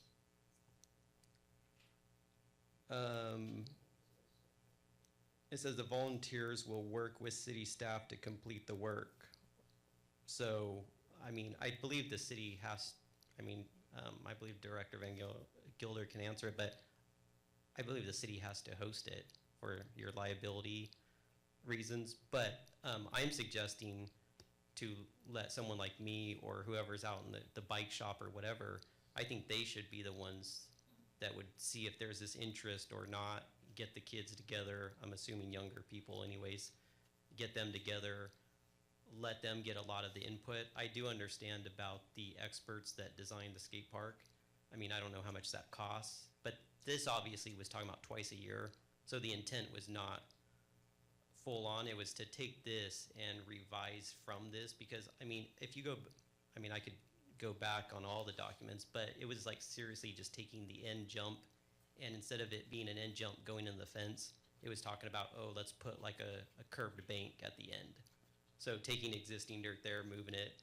I don't know about a full-on, I mean, redesign as in a professional designer or anything like that, because twice a year wouldn't seem like that was the intention from that council at that time. Additional questions or comments from the council? So, Yes, yes, Councilmember my Risco. question is, okay, so the question basically I have is, so are you just asking the city to schedule two volunteer workdays a year, or just, do we do it every so often? We say, hey, let's have a volunteer day? Do you want them scheduled? I mean, I'm not quite sure what. If I could answer, I Exactly. believe what Mr. Franzen's main focus is wanting us to be in compliance with the operational plan. And so, in terms of these volunteer workdays, the way it reads is it says, workdays will be scheduled twice a year to make any larger than normal changes to the dirt mounds. So I think that's sort of what our challenge is, at least right now, is that's a little bit subjective as to what is larger than normal changes. And so I can tell you the early conversations that I had where there was clear disappointment in what the city would allow them to do and what they wanted to do, that's where the problems came in and where people were disappointed. And so if there's a desire and council wants us to revisit this and try and stir up some interest for this, we will absolutely do that. But we would appreciate having some parameters, because I feel like we're going to repeat the situation again if we set the community up for disappointment. And that's what I want to avoid. What is our Risk Management Association comfortable with? What is our city attorney comfortable with? Things like that. And normally, if you go through a process where we have a third party come in and sort of guide us on it, we can usually, I think, get to something that we can both feel good about. This is not how the original process was handled. I think Mr. Franzen is spot on. The idea was, twice a year, the group would come together and we'd try and make changes. The first time we tried to do that, we weren't on the same page. I have Ray Garcia here tonight with me from my department, who was also involved. Ray, I don't know if you want to speak to that and kind of give your perspective on what the disconnect was. I know you don't want to, but why don't you come up here? It's the sound of a bus Yeah. driving really quickly over. You stuck it out all night, Ray. I have to give you a chance to come up here and talk. Give applause. Hey, Rick. No, yeah, it was like what DJ and Allison's talking about. We did have two groups come together. We had the director and we had the risk management, and we had what the kids wanted, and we kind of agreed a little bit on a halfway. They wanted to cut some big V's, like pie shape out in the middle of the jump, the bigger jump, so that the kids could feel a little more excitement going over. So we kind of, I guess, compromised on half and half. So half of it doesn't have a big V cut out, the other half does have. So I just agree with Allison. If we're not experts at building, bike parks, we're just gonna move dirt around. I mean, that's what, we're just maintenance guys. We're gonna move dirt around, and hopefully they're happy with the end result. But if we have somebody who comes out and really designs bike parks and knows what they're talking about, I think they could probably do a better job than we could by moving dirt. And it's gonna be a big compromise, with the city's, like she said, the liability risk part and keeping the community group happy and what they want. That's always a big balance right there. So But I also- think it could probably be done. And maybe Ray stay here. So the financial impact is for staff time, or are we referencing for actually moving dirt and tools, or what's the fiscal impact when you guys went out there this last time? So anytime when we did it back in, are you talking about the original time? Yeah. It was the staff time that was involved, with the bringing the heavy equipment out. And then what we do just on an ongoing basis typically doesn't require heavy equipment. We bring our shovels out and we're just sort of, just making whatever repairs we need to. But I think looking forward, it would obviously be the staff time involved to redesign, but it's primarily that conversation of what does a redesign look like and how do we get there? Is it through a consultant, or, do we want to go down that road of another sort of community process? Absolutely. Yeah, and for me, this is more high level. I don't want us to be a hindrance to volunteers and those that really love this bike park and want to reshape it, like Mr. Francis and other people. So as long as we're not prohibiting folks from, contacting us and saying, hey, we want to do this, correct? Absolutely not. In fact, this is one of our locations for Love Turlock. And, while they're not going to come in and do any larger than normal changes where we're, moving stuff around, we will have them come in and help us, just give it some TLC, if you will, and do that kind of thing. So, but we never turn volunteers away. And if they call us and they have a passion where they want to do some maintenance at the bike park or at Donnelly Park or wherever, we match them up with wherever they want to do, because we can always use the extra help. Absolutely. And I think for the BMX bike park, there's that added layer of liability. I think that if we don't stand in the way of volunteers from coming together and, looking at retooling it, instead of going straight out there just to retool it and do what their great imaginations have, I think just one added layer, I think we just open this room up once there's a critical mass of volunteers. So if Mr. Franson or whoever organizes the dozen or so, let's just start here and let's commit, or at least this is what I think, commit like city attorney to come sit in and have some people sit in and just make sure it's okay. And then there's a roadmap that way. When you get out there, you're on the same page. But that's really puts in the ball in Mr. Franson's court or whoever else's court to go get the people. And I don't think you're unwilling to do that. You're looking to do that. So I think that we just want to try and make sure the burden stays on volunteers, because it'll just work better if it's on volunteers versus staff, right? Well, and I think, like I said, I didn't put these documents together, but I am left to try and interpret them. And when you look at that, it says, all changes to the dirt mounds must have prior approval by the Parks Maintenance Division, which sort of tells me that the idea was the volunteers would come to us saying, we want to do this, and can we make it happen? And I think because of the level of interest and excitement at the time, they limited them to twice a year, because they're, but, it just didn't come to be for a variety of reasons. But we are absolutely open, and it sounds like council is sort of wanting us to maybe explore this a little bit. And if Mr. Franson's willing to take the lead on that, we'd love to work with them. I assume you would be okay. Yeah. I think that's great. I think I'm looking at the city attorney. Do you need formal action, direction? There's a recommendation, but it's kind of, we're trying to say adhere to this and don't stand in the way of volunteers. What would you prefer? So I think the direction is fine. I know that the staff report does have a motion accepting the report. It would be fine if you just, for the record, put it in a form of a motion just to follow the staff report, accepting the report and providing the direction. Okay, absolutely.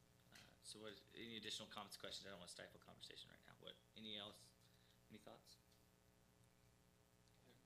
Yeah, Councilmember Jacob. I guess my only comment would be, if this is something that came back in our community survey as one of the lowest priority items to our community, I don't see the merit of devoting additional staff time that would then limit us from doing other things that your department is in charge of doing that I think are probably higher priority, whether that be pothole repair or the myriad of other things that you're responsible for. So that's where I guess my caution would be to make sure that you're managing the amount of staff time that you're putting towards this. And I appreciate that comment, but I think, through the benefit of this dialogue with Mr. Franson, we've kind of got a clearer perspective on what his vision was. So while we interpreted it as like a total redo of the park, it sounds like we're just looking at making some modifications, which I think would be much more manageable. So, that's the beauty of these conversations that we get to have with our community, that I think we've found something that could be workable. And so if at any time I feel, though, that it's kind of getting off the rails or it's going to become more of a drain on our resources, I'll keep council apprised of that. Yeah. Okay. So what's the pleasure of the council on this side of it? Councilmember Scarry. So as I see it, all we're doing is approving the report, correct? But accepting the report from Allison. Do we need to add the direction or just say that we're? Yeah, something to the effect of, and direct staff to work with any volunteers that come forward to better the BMX park. Would that work? Oh, on the fly. Is that fine? I don't know. I'm just keeping it open and loose so that you can work with Allison. We're not going to Privet? Yes, so moved. All right, so we second. All right, clerk, please call the roll. We have motion by Councilmember Scare, second by Councilmember Bublak.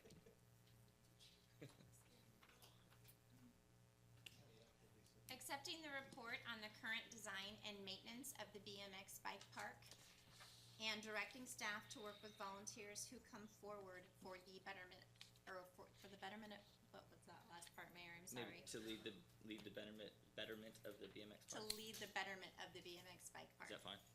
Councilmember Scare and Bublak. Again, it's on the fly. Thank you. Councilmember Escare, Yes. Councilmember Dehart, Yes. Councilmember Bublak, Yes. Councilmember Jacob, Yes. Mayor Soisek. Yes, thank you so much, Director Gilder, and thanks so much, Mr. Franson.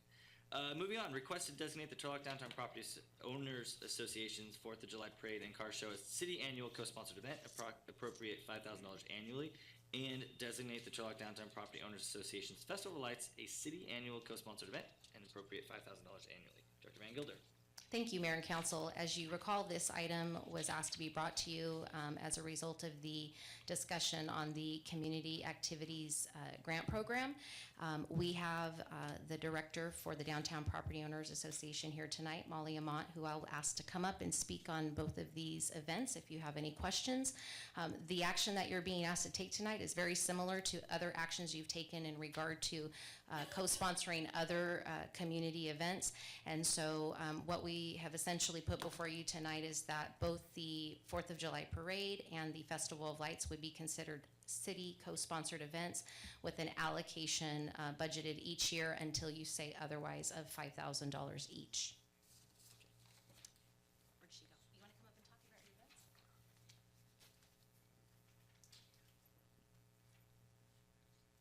Do you have any handouts for us to work from this time? All right, just checking.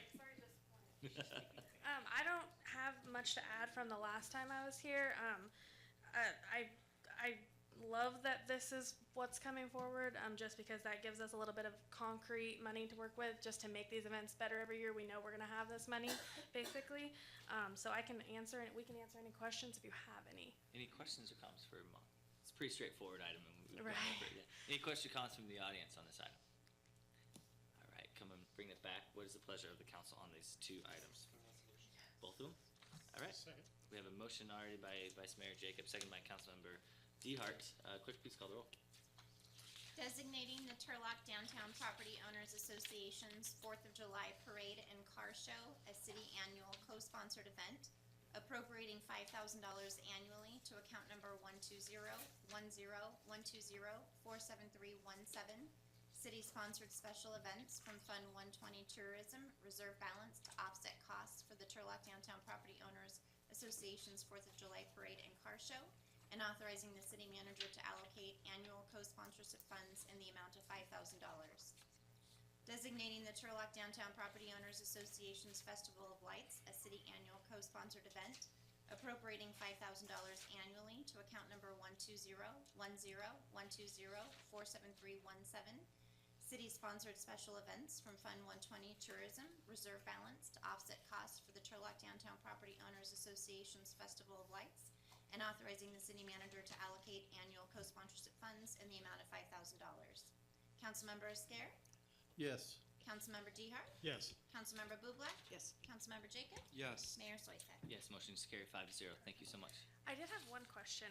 I know that with the grants. We already passed it. What's? I know, okay, I'm sorry. okay. I guess I could just probably talk to Allison, I'm but teasing you, you're fine. just to clarify, with the grants, we would have to give you guys an after report that lets you know what we spent that money on. Is that something that you're still wanting with this? Or? That's what I wanted to ask. So we can let you know what we're spending that money on, or we just do like a major sponsor and we would put like your logos up, but then we would just do as with what we think is, you know. What's the direction of the council? What would you guys like? Oh, yes, sir.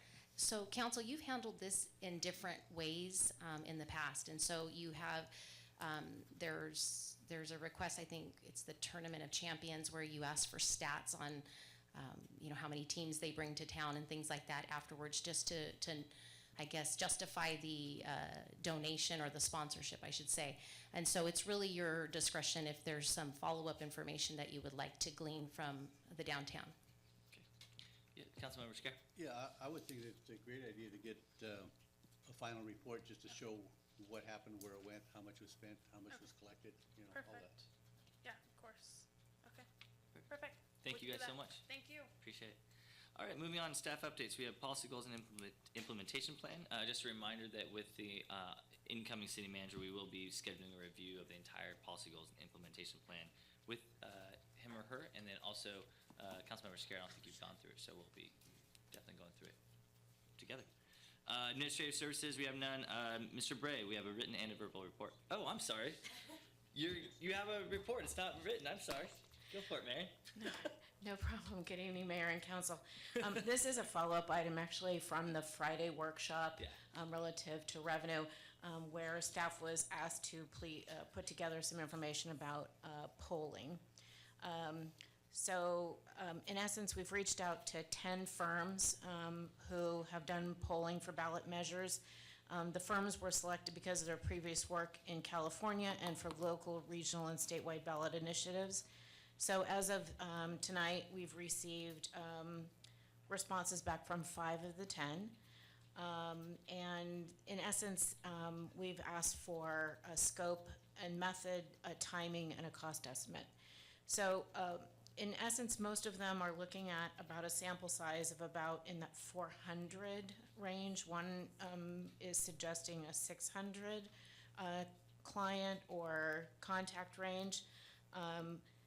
Different methods in terms of using what they call mixed modal, IVR, internet panels, each have their sort of their own method of which could be reviewed and selected if the council so should choose, including providing options for bilingual contact. The timing is anywhere from 6 to 7 days to 4 weeks, depending on how in-depth the council's looking in terms of information back. And the costs range from about $3,000 to $27,000, depending on what you want and how much the city would do in terms of survey questions, open-ended questions, closed-end questions, and that sort of thing. So it's kind of a mixed bag, but hopefully that gives you the information you were looking for. I'd be happy to answer questions. Absolutely. Any questions? Yes. Could you provide that information in a sort of matrix and get that to the 5 of us? So that's kind of what I was going to direct, because it's a staff update, so we can't make some. Correct. We can't give you direction on it or take a vote on it. But I think if between now and the next meeting, if council, if this piques your interest, if this sounds like something you'd really want to talk to Marin and talk to the interim city manager, not me, and they'll work on an agenda item. If that's what you guys feel you want to see, and maybe in the course of discussions with Marin over Matrix, you say, no, that's not something we should even contemplate an agenda. Does that make sense?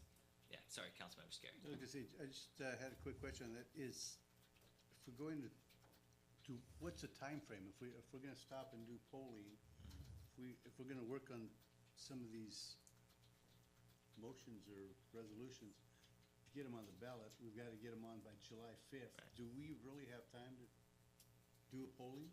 I don't know. So in the response is in essence that polling can begin usually within 24 hours to a few days after the city would execute an agreement with the polling firm. And then depending on kind of that scope and the methodology that you want to engage, could take anywhere from a week to 4 weeks, depending on what you selected in terms of a methodology. And then from that, at least from my experience with Measure L, is you take the polling data to then formulate whether and how you construct it and all of that. So then that takes time, and then you're moving.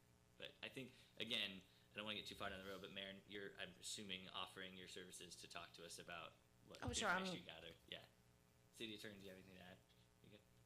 Yeah. All right. Thank you so much. Appreciate it. All right, now, Mr. Bray. Sorry. We have a capital projects, building activity, transit, and Measure L. One of those is getting an update. One of them is, that's correct. I believe you have a written update on those activities, but I also want to provide a staff update for our city's transit system.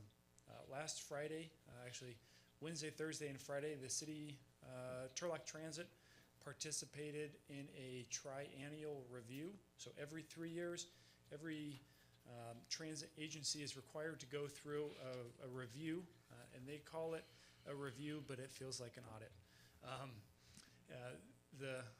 The methodology is they will look a mile wide, an inch deep, and if they find anything, then they'll go a mile deep. And the city passed with no deficiencies the entire audit. So that speaks huge volumes to our city's transit staff, to Michael Cook's bus maintenance facility staff, I almost call her an auditor, our reviewer, said over her past 10 years in reviewing FTA claims, she has only had 2 agencies ever have no deficiencies. So I just want to give that as an update for Nice. council. Thank you so much. Congratulations. It's awesome. Perfect. All right. No more additional updates. Matters too late for the agenda. Non-agenda items. Looking to the city manager and city attorney. Council items for future consideration. Yes, Councilmember DeHart. Mayor, yes, we have had those appointments made this evening to various organizations, boards, commissions. We may need to revisit the JPA with the Stanislaus Water Resources, simply to have an alternate in addition to the second assignment. The reason I'm saying that is there has been apparently issues, not apparently, there has been issues with respect to being able to acquire a quorum to even conduct a business.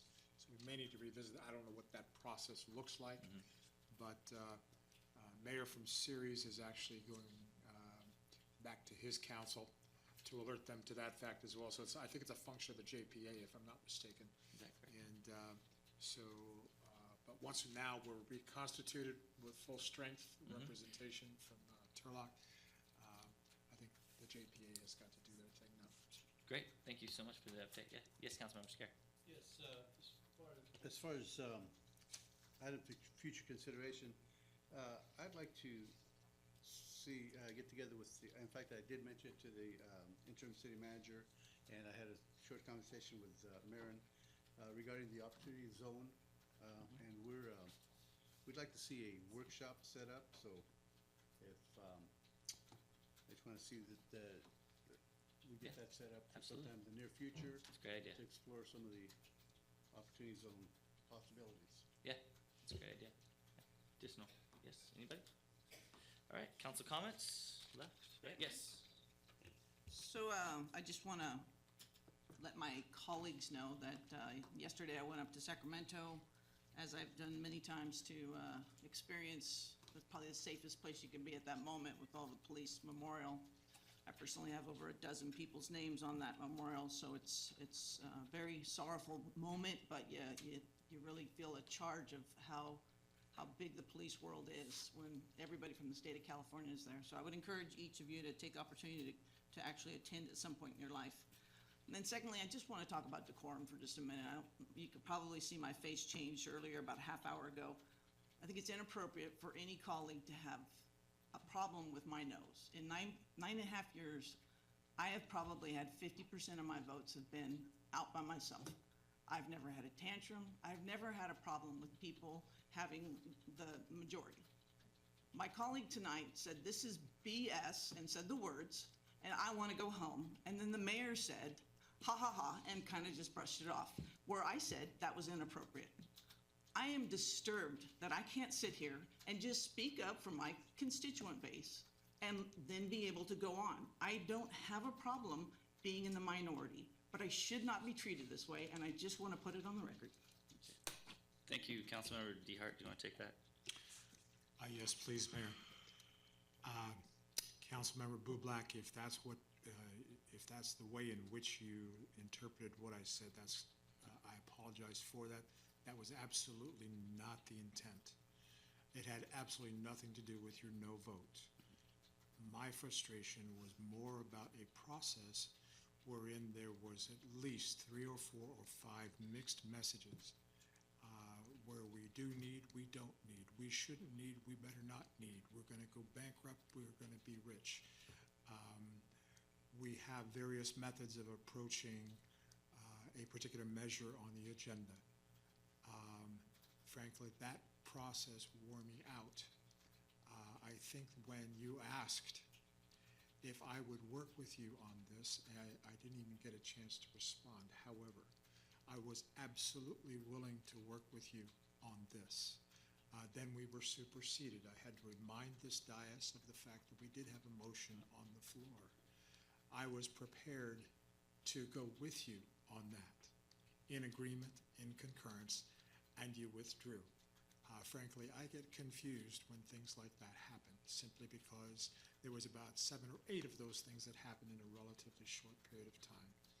It had absolutely nothing to do with your no vote. I've gotten quite used to them. My apologies. That was absolutely not my intent, and please forgive me. Okay, any additional council comments? All right, move on. City Attorney, what do we have for closed session? Few items under closed session. Mayor, conference with labor negotiators pursuant to California Government Code Section 54957-6A. There's also public employee appointments, city manager, conference with labor negotiators, title, again, city manager, and public employee appointment, city attorney, and for the record, I will not be participating in item D. Perfect. All right, do I have a motion to adjourn? Do I have a second? All right, a motion by Vice Mayor Jacobs, seconded by Councilmember Scare. All those in favor say aye. Unanimously, we're adjourned.